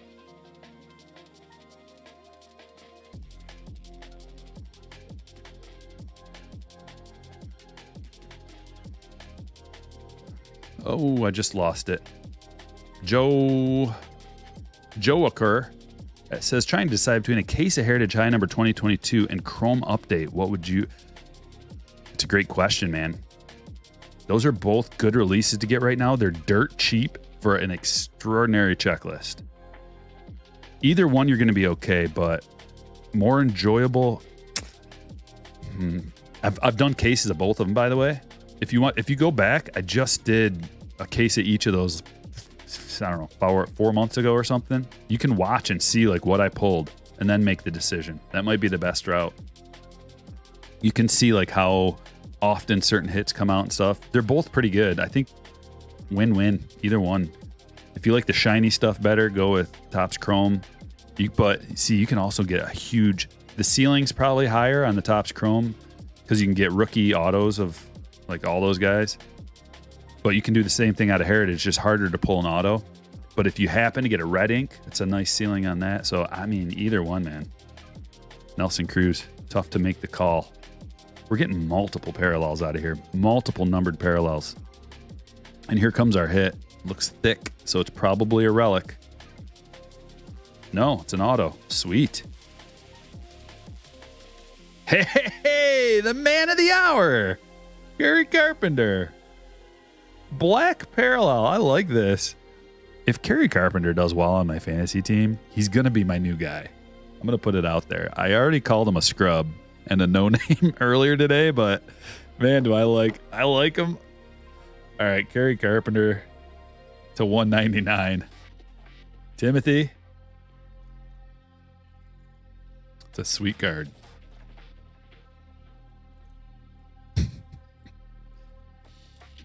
Who do we want? You know, Corbin Carroll is a scrub and a no-name. Let's see what happens. Logan O'Hoppe, rookie, rainbow foil.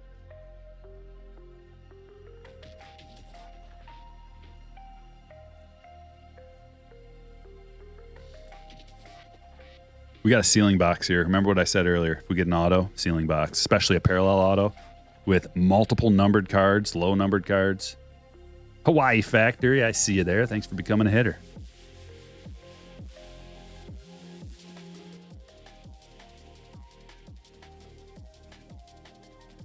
I like the vibes today, the music vibes. Because it's kind of chill, but it's got a good beat. Like an upswing type of driving, a little bit of a driving force, keeping us moving. 2023 Bowman Jumbo. Let's do it. ProspectHotlist.com.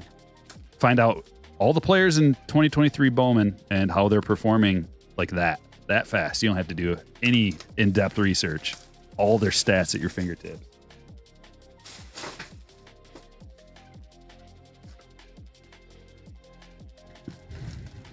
Gausman Ace. I already put it aside. I don't think it was a parallel, but it'll all get sorted out. Any inserts, parallels, rookies, firsts, all get sorted out and go to the team. So if I miss anything, I got to go back through a few times and I'll find it all. Danny, good morning and happy Friday. Sounds like elevator music. If you want elevator music, I'll give you elevator music. Sounds nothing like elevator music. I don't want elevator music. So it's way better.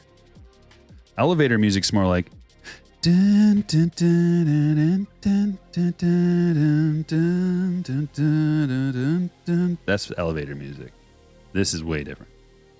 This is electronic. Electronic with also another category going on. There may be some cinematic that's mixed in, but it's mostly like electro. 2022 Topps update Chrome is $60 a hobby on Blow. I know. It's that and then Heritage High number 22 is the best deal on the market right now.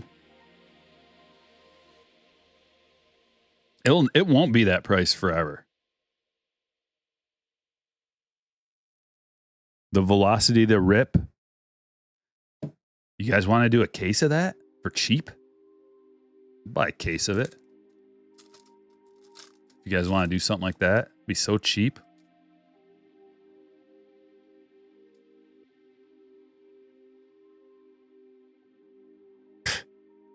Dirt cheap. You heard Metallica in an elevator before? That's funny.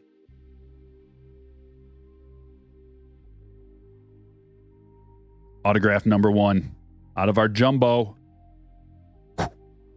Michael Arroyo.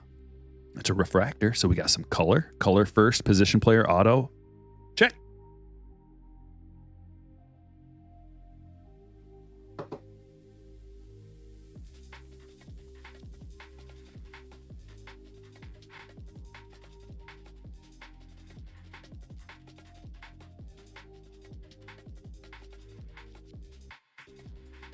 Look at this pack.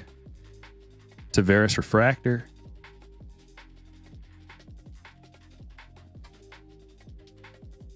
If you open Bowman, you're going to need at least a box of 55 points.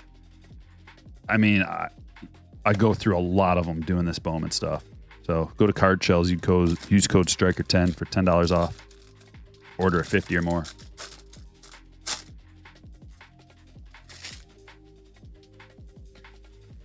No, Julie, sorry. No solicitations allowed in the chat. I don't think it'll let you anyway.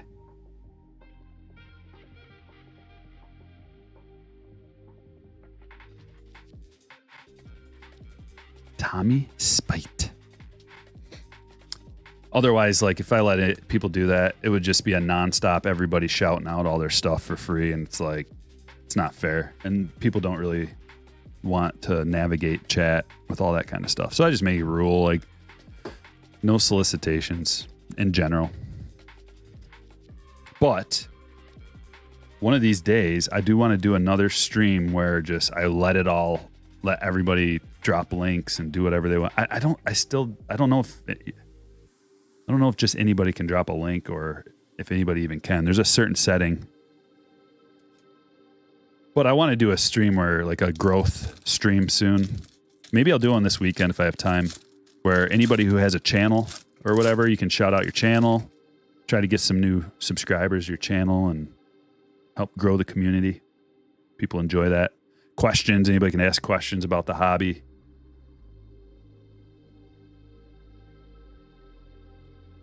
And if I'm not doing a break, I can like read the chat and answer chats and stuff a little bit better.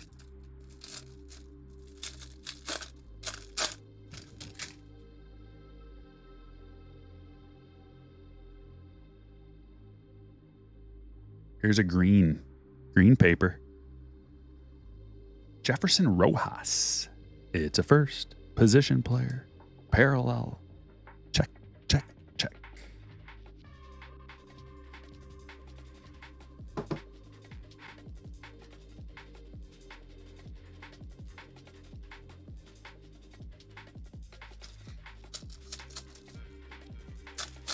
Got Buckets over on Twitch says, I used your Card Shells discount. Very impressed with the service and product.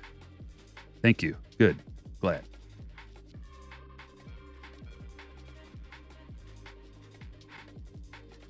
Juan Alonso. Half a stack to go. How long has it been since Series 2 came out? It feels like it's been a month. Has it been that long? Has it been that long? I'm itching for a new release already, though.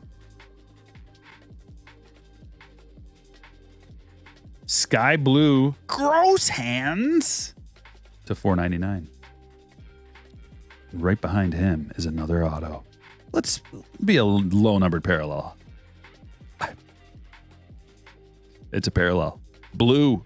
True blue. Jace Avina. First auto.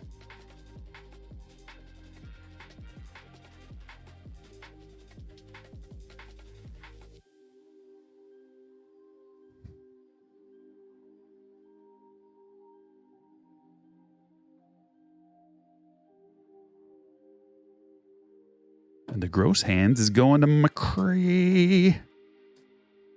And the Avena is going to Jeremy.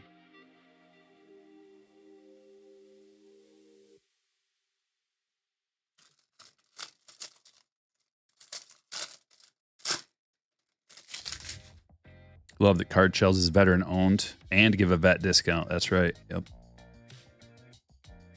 That's what sold me.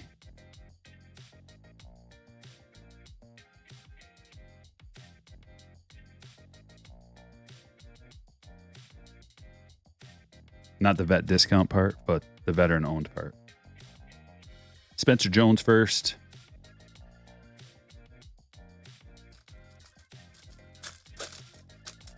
Hello, Rodney.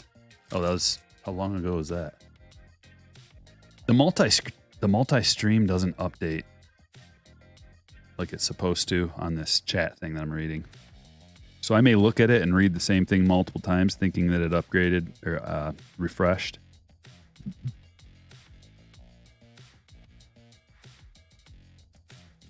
2 packs left, and then we'll move on to the next box.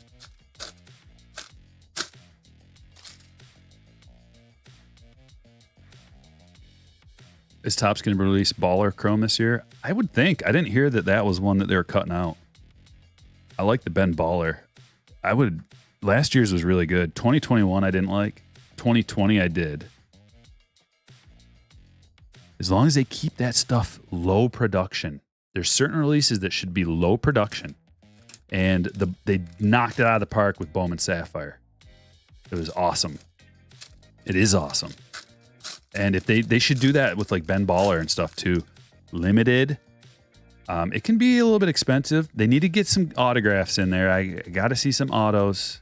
That's the one downfall about Baller is autos don't come out a whole lot. But 2022 was awesome. I like the design. I like the fact that we get like the same images in a completely parallel design with a lower population. So it makes it more desirable, collectible. Okay, that's going to be it. We did get 2 parallel autographs out of there.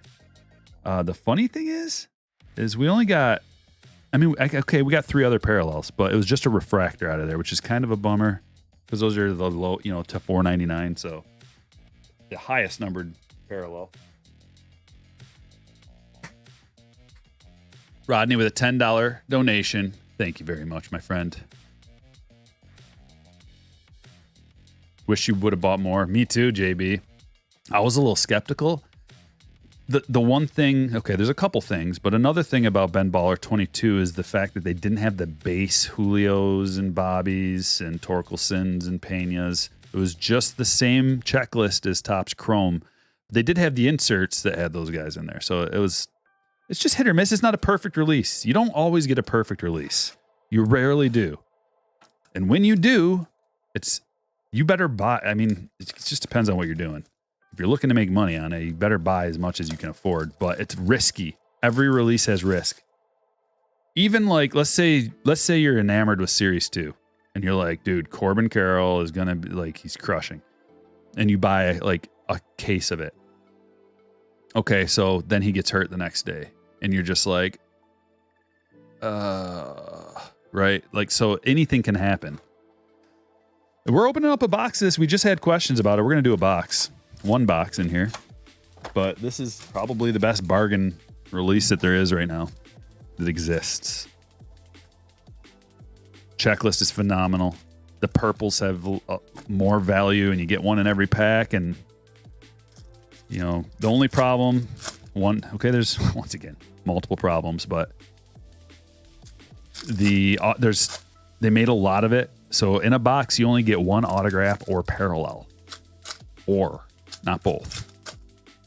You get all the purples, those are parallels, but numbered parallels. A lot of value in the numbered stuff. A lot of value in the autos. Bobby's a redemption. So you don't want to hold on to this stuff for too long. Figure out when that redemption expires and make sure you either open it or sell it or whatever you're going to do before that expires. Baller was limited to like 3 boxes per person. Yeah, they should keep doing stuff like that. Or, hey, the Dutch auction, I'm all about it. Part of the reason why I love the Dutch auction is because I know what I'm doing. I know what this stuff's value, at least a decent range of the value and like what it is. So for me, Dutch auctions are great. If it goes for too much and it sells out, oh well.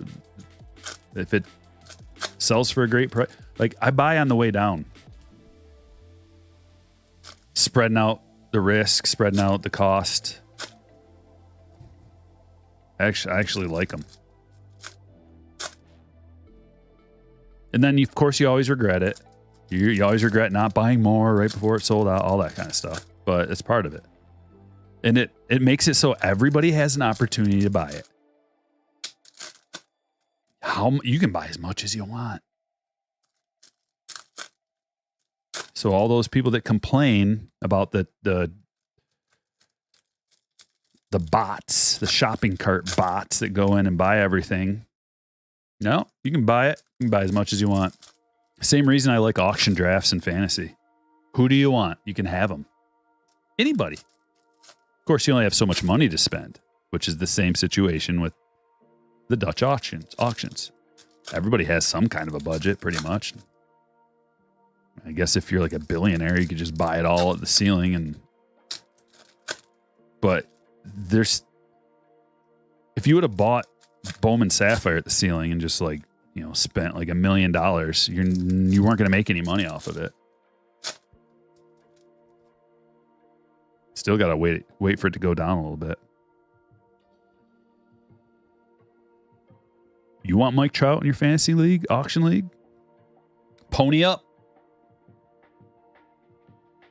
Anyone buying tennis Sapphire boxes?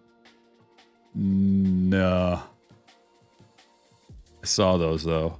I probably would have bought a box. If it's Sapphire, I'm in. Torkelson, pretty much. Other than I think I even bought Garbage Pail Kid Sapphire just to flip it. And that stuff disgusts me. Look at that. That's why we open a box right there.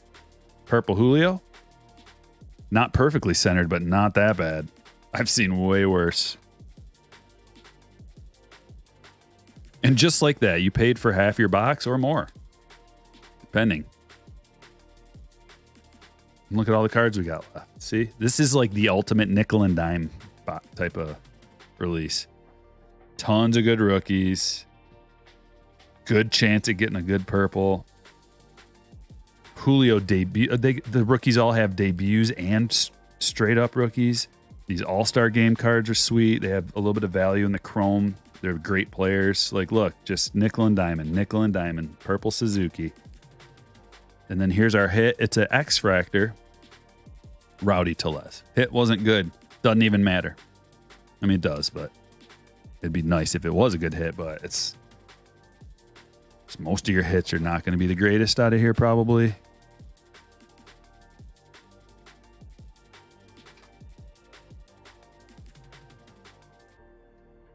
Good luck, Drake. And if nothing else, think about the price compared to like other things. Like for $60, you got 24 packs to rip. That's just great bang for your buck.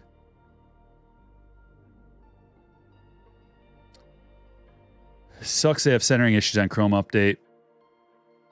It's not that bad.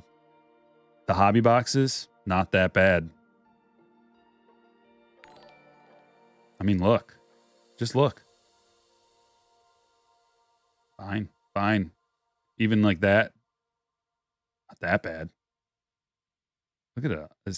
Look at it. The centering issues are in the retail boxes.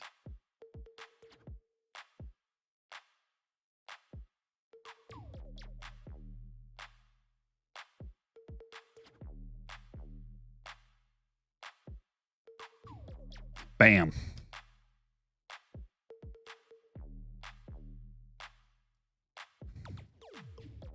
It's another one. It's got value.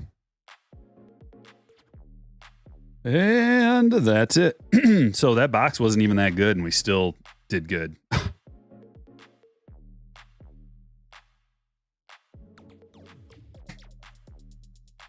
Signature series.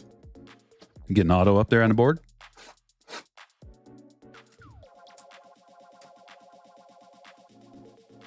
2022 Topps Chrome update. Beastie. And it's a hobby box. Specifically. Don't get the retail stuff. Just get the hobby boxes.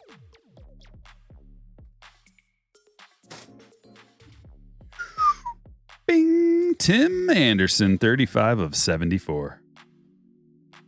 Autograph. Going to the White Sox. Jared.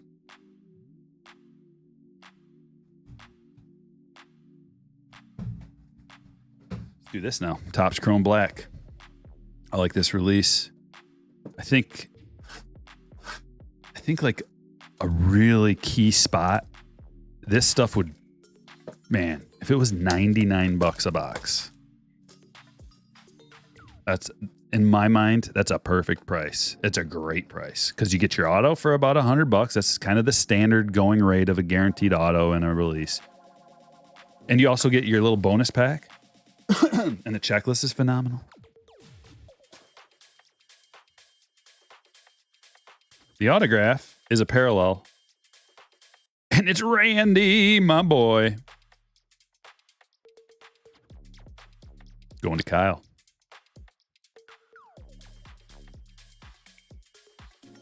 I like Randy's SIG.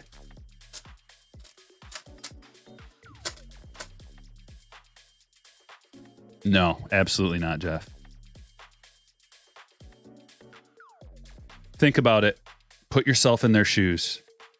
Would you come out with a poor quality product for any reason? No. Think about it. If you make a product, would you come out with a poor quality product just to, no, whatever, like just to ... No. I believe it's just they're figuring out this whole system and they're trying to find all the problems along the way, fanatics, all of these little issues along the way. We got an issue. We're going to solve it. Boom. Put it to the side. We got an issue with quality. We're going to look into that. We're going to fix it. Okay, that's taken care of. Next, we've got distribution issues. We're going to fix it. Boom. That you can only do one thing at a time. They're using the existing system that's in place to the point where they can find out all the problems and inefficiencies, fix them one by one, and then there we go. That's what I think happened. I don't think they would purposely come out with a poor quality product. That doesn't make sense to me. But it's nice for a conspiracy theory. Valade. Something to talk about. 30 of 75. What do they care what the population is? I wouldn't see them caring at all about like, could you imagine how good of publicity it would be if everybody was like, man, these are great quality cards. Oh my gosh. That's ultimate good publicity. If everybody's talking about how good the quality is of the cards, they're centered. There's no scratches. These are the best quality cards I've ever seen in years. That's what they want. They don't want people going, these cards suck.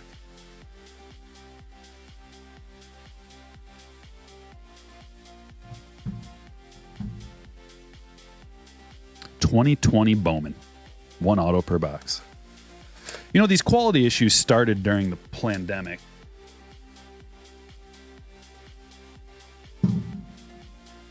Problems with staffing. When you got problems with staffing and you have to hire new people that don't know what they're doing as well, and you got people calling into work using the greatest excuse of all time to call into work. I'm sure everybody here in the stream right now had somebody at their job use the greatest excuse of all time to call into work. So there was a lot of that going on, I would imagine. And if you work in a factory, there's a lot of close contact and I don't feel like going in. I feel like taking however much time I need off, right? So then you got to have like some replacement person working the line, working the machine. I can see why the quality got so bad. And then, you know, remember how hard, impossible it was to actually find workers in every job? Fast food restaurants, every single one had a help wanted sign in my town on it. You couldn't find workers. Same thing I would imagine with wherever they get this stuff made. So It's in their best interest to have a good quality product. And I think there are just things beyond their control. And that they're still trying to dial things in, get things worked out right. And with everything we've been hearing lately, with all these new rules and regulations, that to me sounds like a company that wants to get things dialed in perfectly. And they want to find all the loose ends, and they want to take care of it. And they want their product to be something that people desire,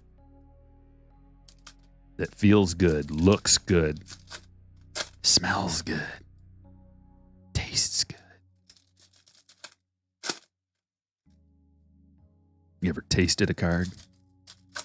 It stings a little bit. It makes your tongue tingly. I'm not recommending anybody do that. Don't do it. But they have a taste.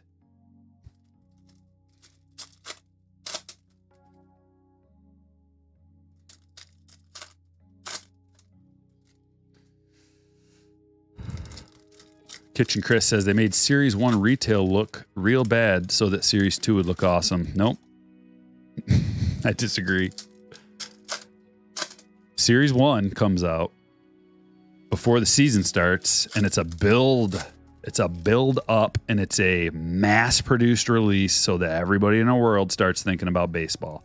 You know, these MLB and Topps and Fanatics, it's like one unit. They're all tied in together. Baseball cards, promoting baseball cards promotes baseball. Promoting baseball helps promote baseball cards. So this is a synergistic thing that they've got going on. They don't want one thing to look bad so that another looks good. They want it all to look good. The thing of it is it's Series 1 is always mass produced, and it always goes down. So they have a lot more time to make Series 1 off season. That's why there's a lot of players that you wish were in Series 1 that aren't, because it's a more recent thing. Like maybe the team didn't plan on having the guy be on the opening day roster, but he was, or something like that, right? So they have a longer time to produce the cards and to get everything packed and loaded and shipped and printed and all this kind of stuff. Well, Series 2 and update to a greater extent. Series 2 not so much, but there is less of it because they have a smaller window to pump out these cards, to print them, to cut them, to ship them, pack them. There's a smaller window there, whereas they have all off season to get Series 1 ready, even longer. And then update, now we're talking like they only have like a small window to get that all out there. That's why Topps Chrome update has all sticker autos. They don't have enough time to get the actual card to all these players to hard sign. They got to send out a roll of stickers and get this stuff out, right? Think of it more in terms of that than a manipulation of people's mind. I know what you're saying, and it seems like they just make a whole bunch of Series 1 and then you still make a lot of Series 2, but less so that it seems better. It just naturally goes that way. And also there's Series 1 is still, we're getting right off of winter. We're kind of like in an early spring. A lot of the country is still frozen, not getting outside, doing a whole lot. Series 2 and update comes along. It's summer. People are out doing things outside, not collecting and opening cards as much maybe. They're out swimming at the beach. They're out fishing. They're out jet skiing. They're out playing golf. They're out playing baseball. They're out, you know what I mean? So there's a lot more to do. So there's not as many cards being ripped as earlier in the season too. That's another reason.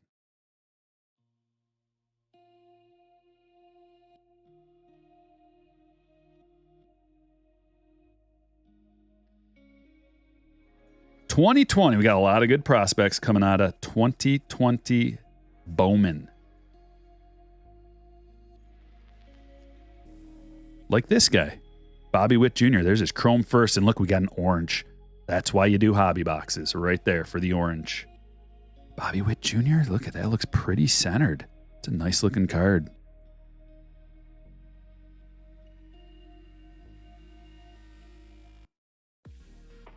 Top load them and set them to the side because it's not a parallel. Ooh, come on. What is this? What do we have here? What is this? I thought so. That border looked awfully thick to be a base card. Oh, I thought it was Wander. I saw the W. 18 of 25, Luis Robert. The throwback 89 Bowman design.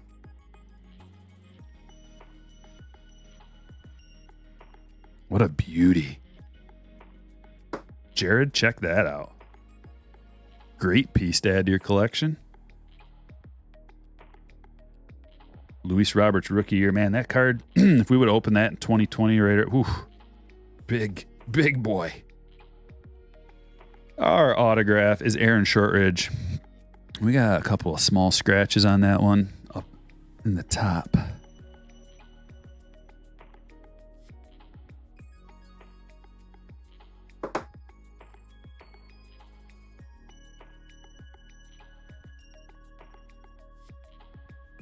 Cabello first. Got Nolan Gorman base. Bobby. Paper first. Julio. Look at this. Look at this. We got 2 oranges in one box. Orange Best 2023 continues. If you didn't see it, the last video started the Orange Brigade train rolling down the tracks, and it's continuing now. Unbelievable. Evan White going to Scott. Congratulations, Mr. Arno.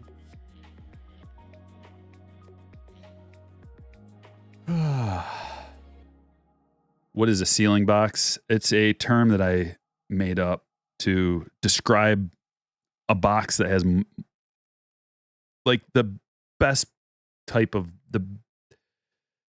the most potential, I guess, in a box. So like a normal box will have 2 hits. Maybe this one has 4 hits, or a normal box has a relic or an auto. We got a box that has an auto and maybe it's a parallel, and we got an extra couple of parallels or something. It's like that. Not all boxes are created equal. Ceiling is like, you know, the best. Ronaldo Hernandez. We could call this a ceiling box. We got 2 oranges. Usually you get 1 orange. If you get 1 orange, that's like a ceiling box, because you can only get oranges in hobby boxes. So you're like, the ceiling box would have an orange in it. Now maybe the ultimate ceiling would have the orange auto, but we got 2 oranges and a first. I mean, you're going to get an auto, but we'll see. This is pretty much a ceiling box. I guess if you get like a superfractor in there or a red, you know, you got like a ceiling type box. Let's say we didn't get any oranges and we didn't get any parallels in our box for some reason. That'd be like a floor box, like a gross, ugh, this box sucks kind of thing.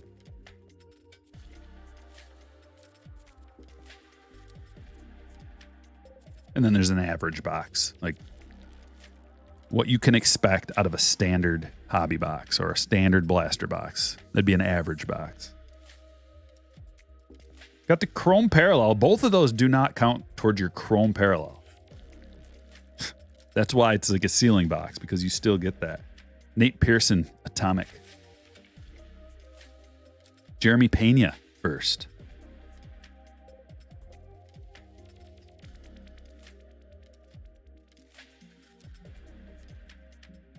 Trout.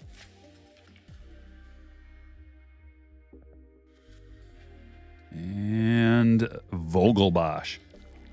So we didn't get an additional parallel.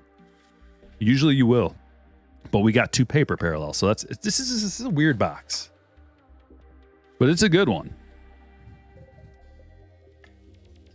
And then see, this is 2020. So this is like before all the weird stuff, you know, Fanatics take over with some weird collation and stuff. There's always been weird collations.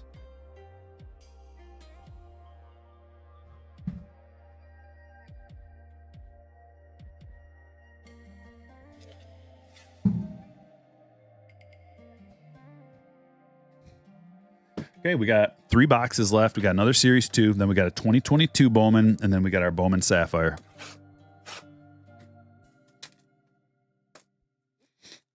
There you go, Holden. Ceiling box, high upside. Yep.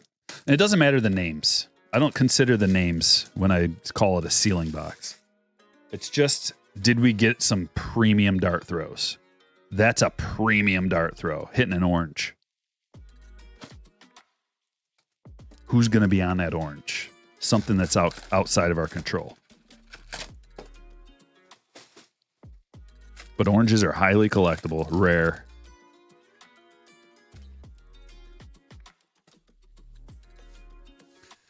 Cubby's in the chat. Wish they had a rookie logo on that Robert. Oh, I know. There's a rookie logo. I was thinking that same thing. Like, where's the rookie logo on there? It's weird. It's almost like an error. But didn't they do the same thing? They did the same thing with an Ohtani insert. What year was that? I don't know.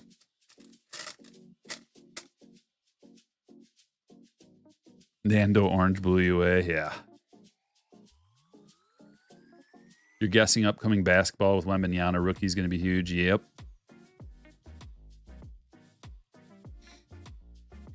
You saw a hat that looks just like this at 7-Eleven. I can tell you this much. It's not the same quality as this. This hat is extremely good quality.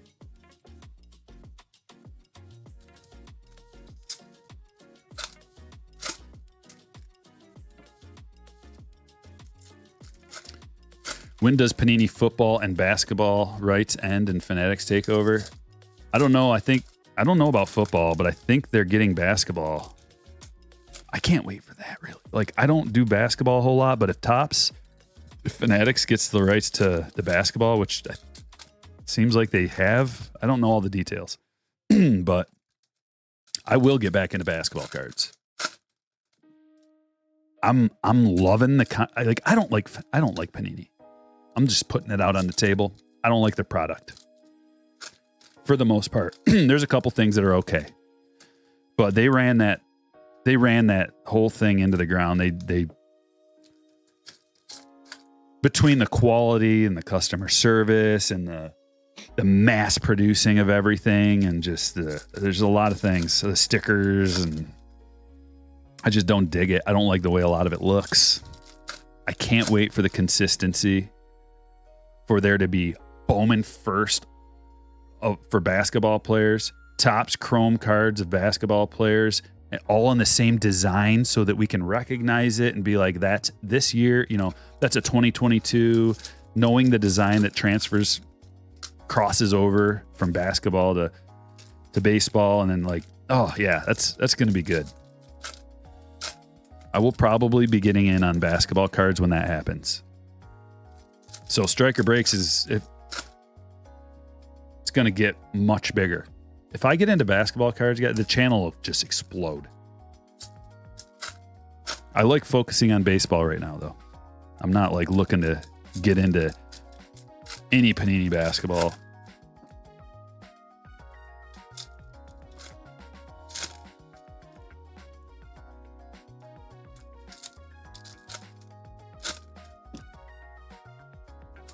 And then they're doing the Bowman first of like Tom Brady, right? So there's something to do with football there, but he's not an active player, so a little bit different. Topps or Upper Deck? Yeah, Topps for sure. Upper Deck is real weird about their exclusivity. I like Upper Deck. I wish Upper Deck had some licensed baseball cards. I used to love, man. Probably a lot of people in here remember those days. Same with like Fleer Ultra and SPs. SPX. More Panini points. Yeah, right. I bet you if I started ripping basketball cards on the channel, it would start growing at like 4 times the rate it does right now.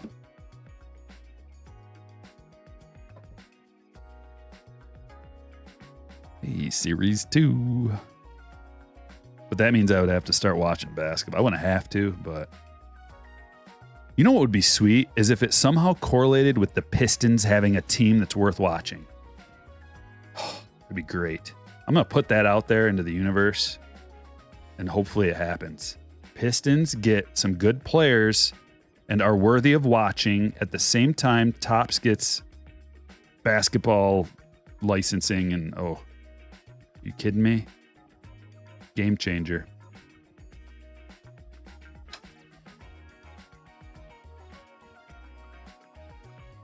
Clemente and Luke Voigt.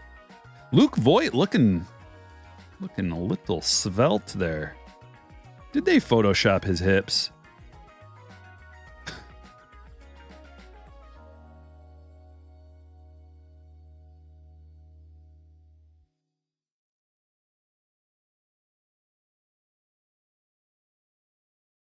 Urquidy, gold.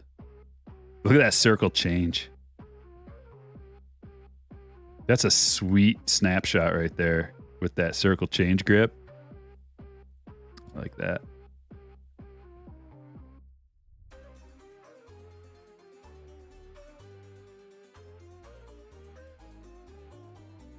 And this is the point the music starts to get weird. What is it? Halloween?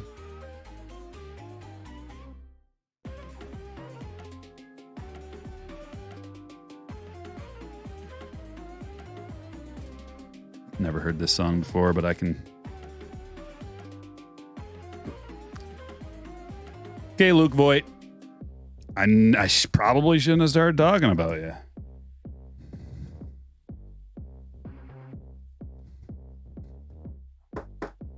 Got a Luke Voigt box on our hands.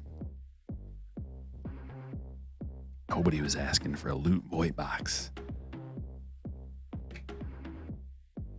Except maybe Luke Voigt himself and his family.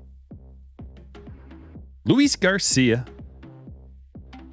It's just a stand. It's not even a rookie. That's weird. I don't know why they would. It's just kind of a weird choice, but it's to 199. Usually these are all rookies.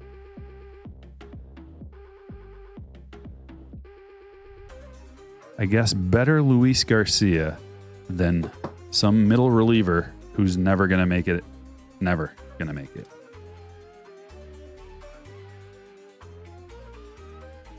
All right, I'm turning that back down. This is just a weird one. Weird song. Neil, you got that Luis Garcia. Congratulations are in order for you.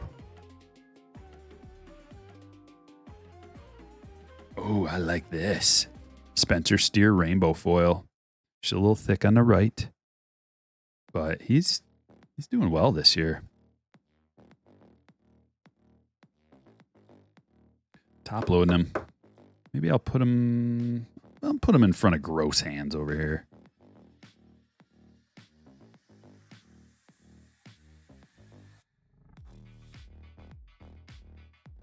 A little better. A little better than trippy Scooby-Doo electronica. Jake Fraley with the red color match. It's weird for, like, I was thinking the other day, I'm like, I'm going to get a Reds hat. Or maybe like a Matt McLean jersey or something. And then I remembered that Ohio is like our arch rivals in Michigan. They're our biggest rival, you know, for everything. And I'm like, can I get away with that? Would my friends disown me if I was wearing anything that had any kind of Ohio something on it?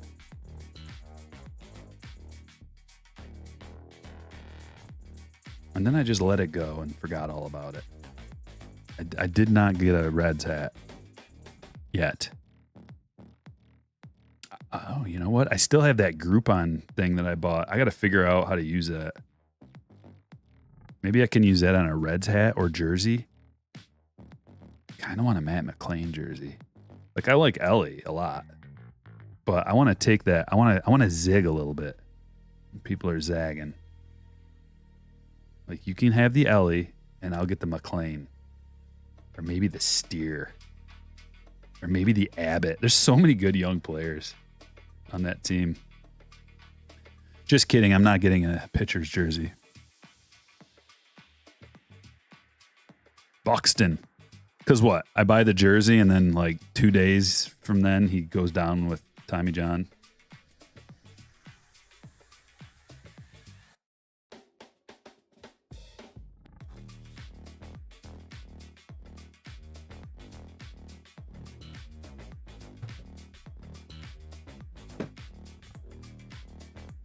I don't know if you guys ever experienced this before, but my dog will be sleeping in a deep sleep, and then she'll fart and wake herself up, and her eyes will get all wide, and she'll run out of the room.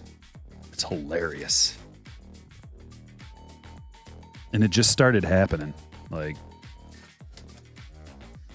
somewhat recently.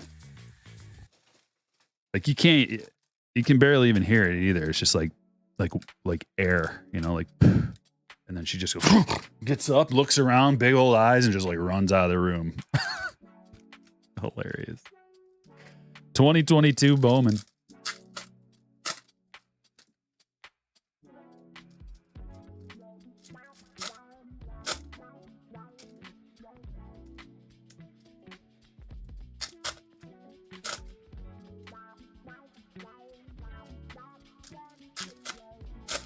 Well, see, I'd do like a Verlander jersey or a Scherzer jersey because they have already done it. So even if they get like, if they go down, get injured, whatever, never play again, it's still good because they're both Hall of Famers. So it has longevity, and they also played for the Tigers. So it's just like bang, bang.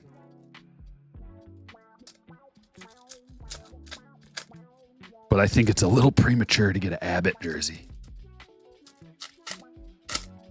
Ellie jersey, I would get one, but yeah, I definitely would.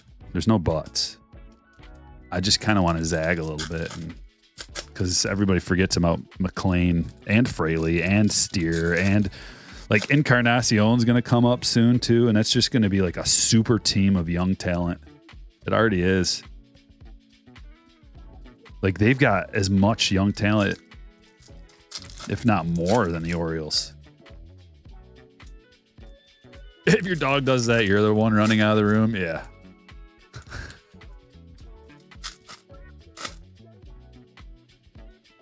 Kershaw. Yeah, I'd do Kershaw. But those are like the only three current pitchers, probably. Active pitchers. If you can name another one, like, who else?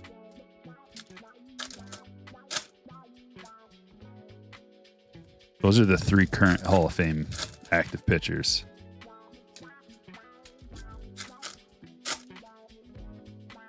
Pirates need Cruz back. Yeah. That'd help, wouldn't it? How about Mitch Keller? Another good start, man. He is just awesome this year. Nobody's talking about Mitch Keller. I don't get it.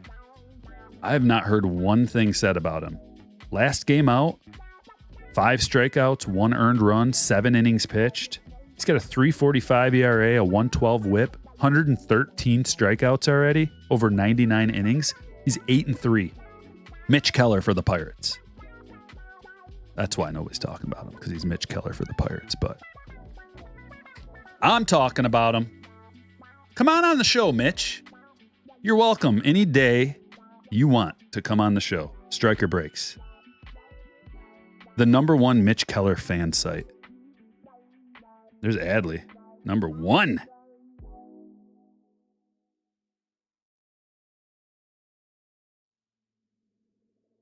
I think I should start interviewing big leaguers on Striker Breaks. Where do we start? Who do we start with? We got to start somewhere reasonable. Although, you know, maybe not. Brian Bayo. You never know. All you got to do is reach out. You never know what might happen. This dude's pretty good, man. Bayo. How good? I'll tell you. Tell you how good he is. Got his stats pulled up right here, all ready to go. He's got a 3.49 ERA, 1.29 WHIP, 57 strikeouts through 59 innings.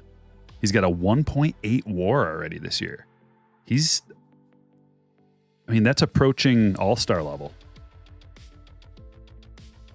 All the other numbers are just like, especially the WHIP, it's like, it's decent. ERA in the mid-3s, decent.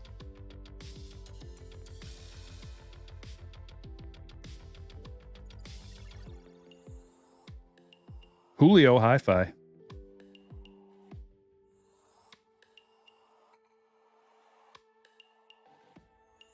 Hendry Mendez to 199.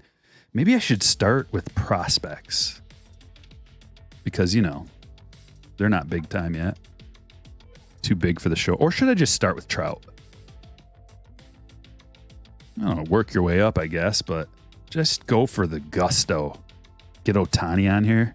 Full, like, interpreter next to him. And I could be like Chris Farley. Remember on SNL when he interviewed people and he was like all nervous about it? Garrett Mitchell. That could be my shtick. Hey, remember when you were pitching and then you hit a home run in the same game? That was awesome. I could do it.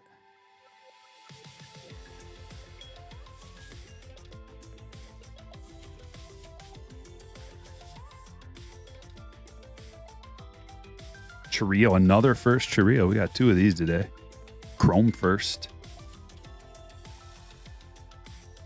Kind of just zoned out for the last 5 minutes. I forgot even what was going on. Just thinking about interviewing Mike Trout. Maybe we just start with Kikuchi and just get it all out on the table and squash the whole thing. I think that would be a great place to start. Play the Ballad of Kikuchi as the intro to the lead in to the interview.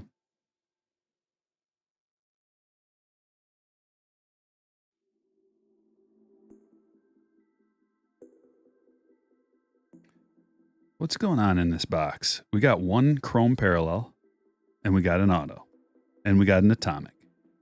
Anything else? We should get a paper Parallel. Oh, we got another. Okay. They're going to give us two Chrome Parallels. I'd rather have that than a paper one anyway.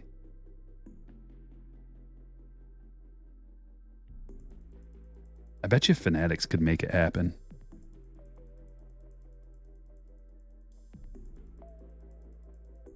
Diego Rincones.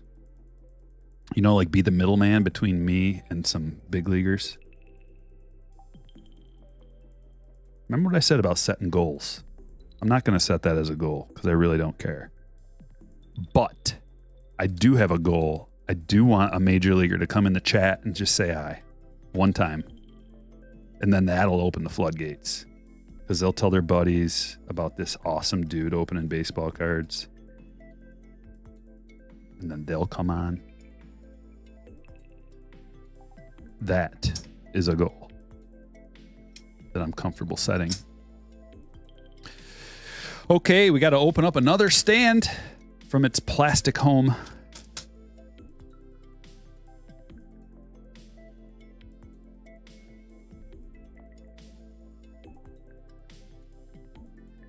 And what are we going to do? Put all of the hits on one stand? Nah. We'll make room just like this. Just like this. Look at that. And now we have enough space for our Sapphire hits. Coming out of this box, the best thing to come out in a long time. 23 Bowman Sapphire. Let's go.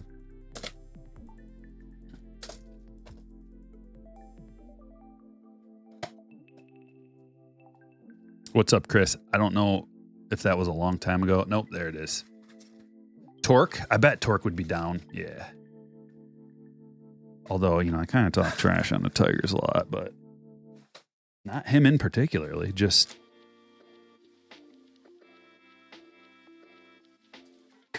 that's the biggest problem.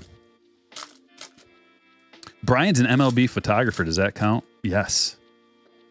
So's Jeff Becker. I got 2 MLB photographers that hang out in the chat. That's a good start. We can start there, and we'll use that as the starting point for like getting more people in. Just how like when you're having a party, and you start with like, you know, your couple of boys that you know are gonna come, and then you start asking other people, and you're like, yeah, these guys are coming, and you got to get a couple people in first. You can't just start. Oh, who's gonna be there? Well, You're the first person I asked. So, Austin Charles, here it is. Jace Bowen, 22 out of 50. The orange. Going to the Pirates. It's a first. It's a Sapphire. And it's going to David. David, once again, getting the hits. Tony Blanco. Badu. What does good centering mean on a card? Well, GB. Let me show you.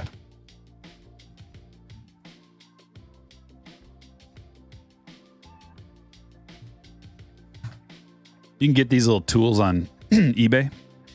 It's a centering tool. So if you look at the edges, usually there's a border. See the border? So if you put your card like this on your centering tool, you can look on the edges and it'll show you like 3 is a solid line. You want your cards to be 3 all the way around. This one's like a perfectly centered card. Close to. Just a touch thick on top. But it's so close that it'll still gem. You can have 60-40 centering and it'll still gem up. That's what centering is. Matt Mervis. Sometimes it'll be like way off center. It'll just be a little thin strip on the left or something. Left or right or top or bottom. And then it'll be real thick on the other side. That's called OC, off center. And that is not desirable.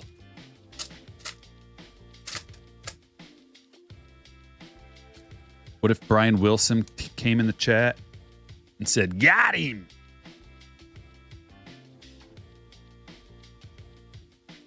You know, there may be somebody from the bigs watching right now. I got some slammers that are potentially famous people, and that's all I can say. Spencer Jones first. Ooh, and Ellie. It's a good pack.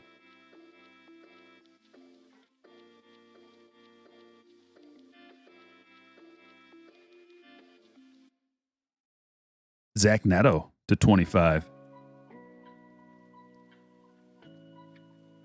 I just want to, like Bobby collects, I just want to do a personal rip for Bobby. And maybe that's how we start it. Do some like 22 update Sapphire or something in his range. Something real nice. Get a case of it or something. Personal case for Bobby Witt Jr. Oh yeah. That's all you got to do is you start talking about it, you start thinking about it, and then you make it happen. It happens. It's how this world works. This realm that we live in. It's weird. It's not what they say it is. It works different. Zagneto, Munoz, and there's the auto. Ambrioris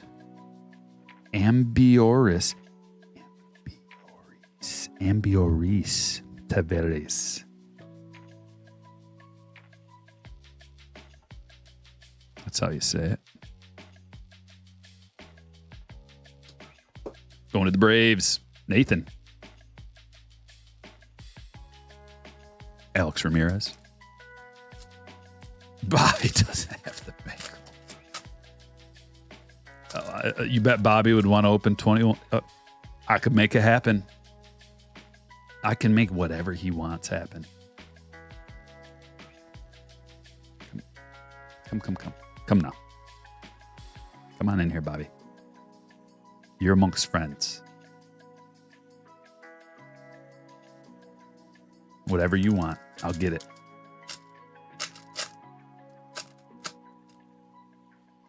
No, I have not, Jeb. Jebber asks, have you seen the MLB Network show Carded? No, is that on cable? Probably on cable. It's MLB Network. Like, why am I not on there? That would be the question I have. Logan Wagner. If there's anything about baseball cards, why am I not on there?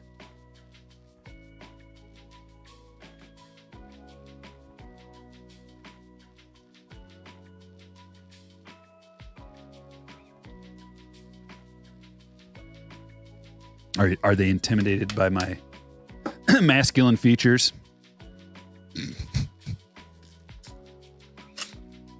Chiseled jaw. Does the jawline, is it too intimidating? If so, I won't bite. Martinez first, Jace Bowen first, Henry Ramos first, and Kevin Parada. Well, that's a standard box right there. We didn't get the bonus auto, which you sometimes get. We didn't get the bonus parallel, which you sometimes get. But all in all, I think it's pretty good. All of a sudden, video game music comes on at the right time to show you all the hits. Starting with Logan Wagner to 60. Tavares, autograph. Neto to 25. Jace Bowen to 50. Look at this stack. Rincones to 399. Mendez to 199. Fraley to 199. Bayo, first auto. We got a Shortridge first auto as well.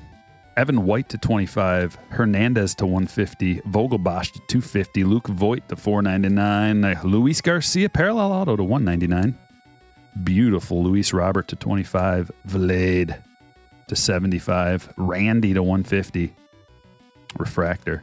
Tim Anderson to 74, Rowdy X-Fractor to 99, Purple Julio, Spencer Steer rainbow foil rookie. Gross Hands rookie to 499. Avina blue to 150. 100 of 150. Jefferson Rojas to 399. Spite auto. First auto. Tavares to 499. Arroyo first refractor auto. Kerry Carpenter. This is my favorite hit of the break. I'm becoming a fan to 199. Trout and Vlad to 299. Drew Smiley, vintage stock to 99. And that is all she wrote. Well, I had a good time with everybody. I hope you had a good time too. Roan says carded used to mean, let's see your ID. Yeah. Yep.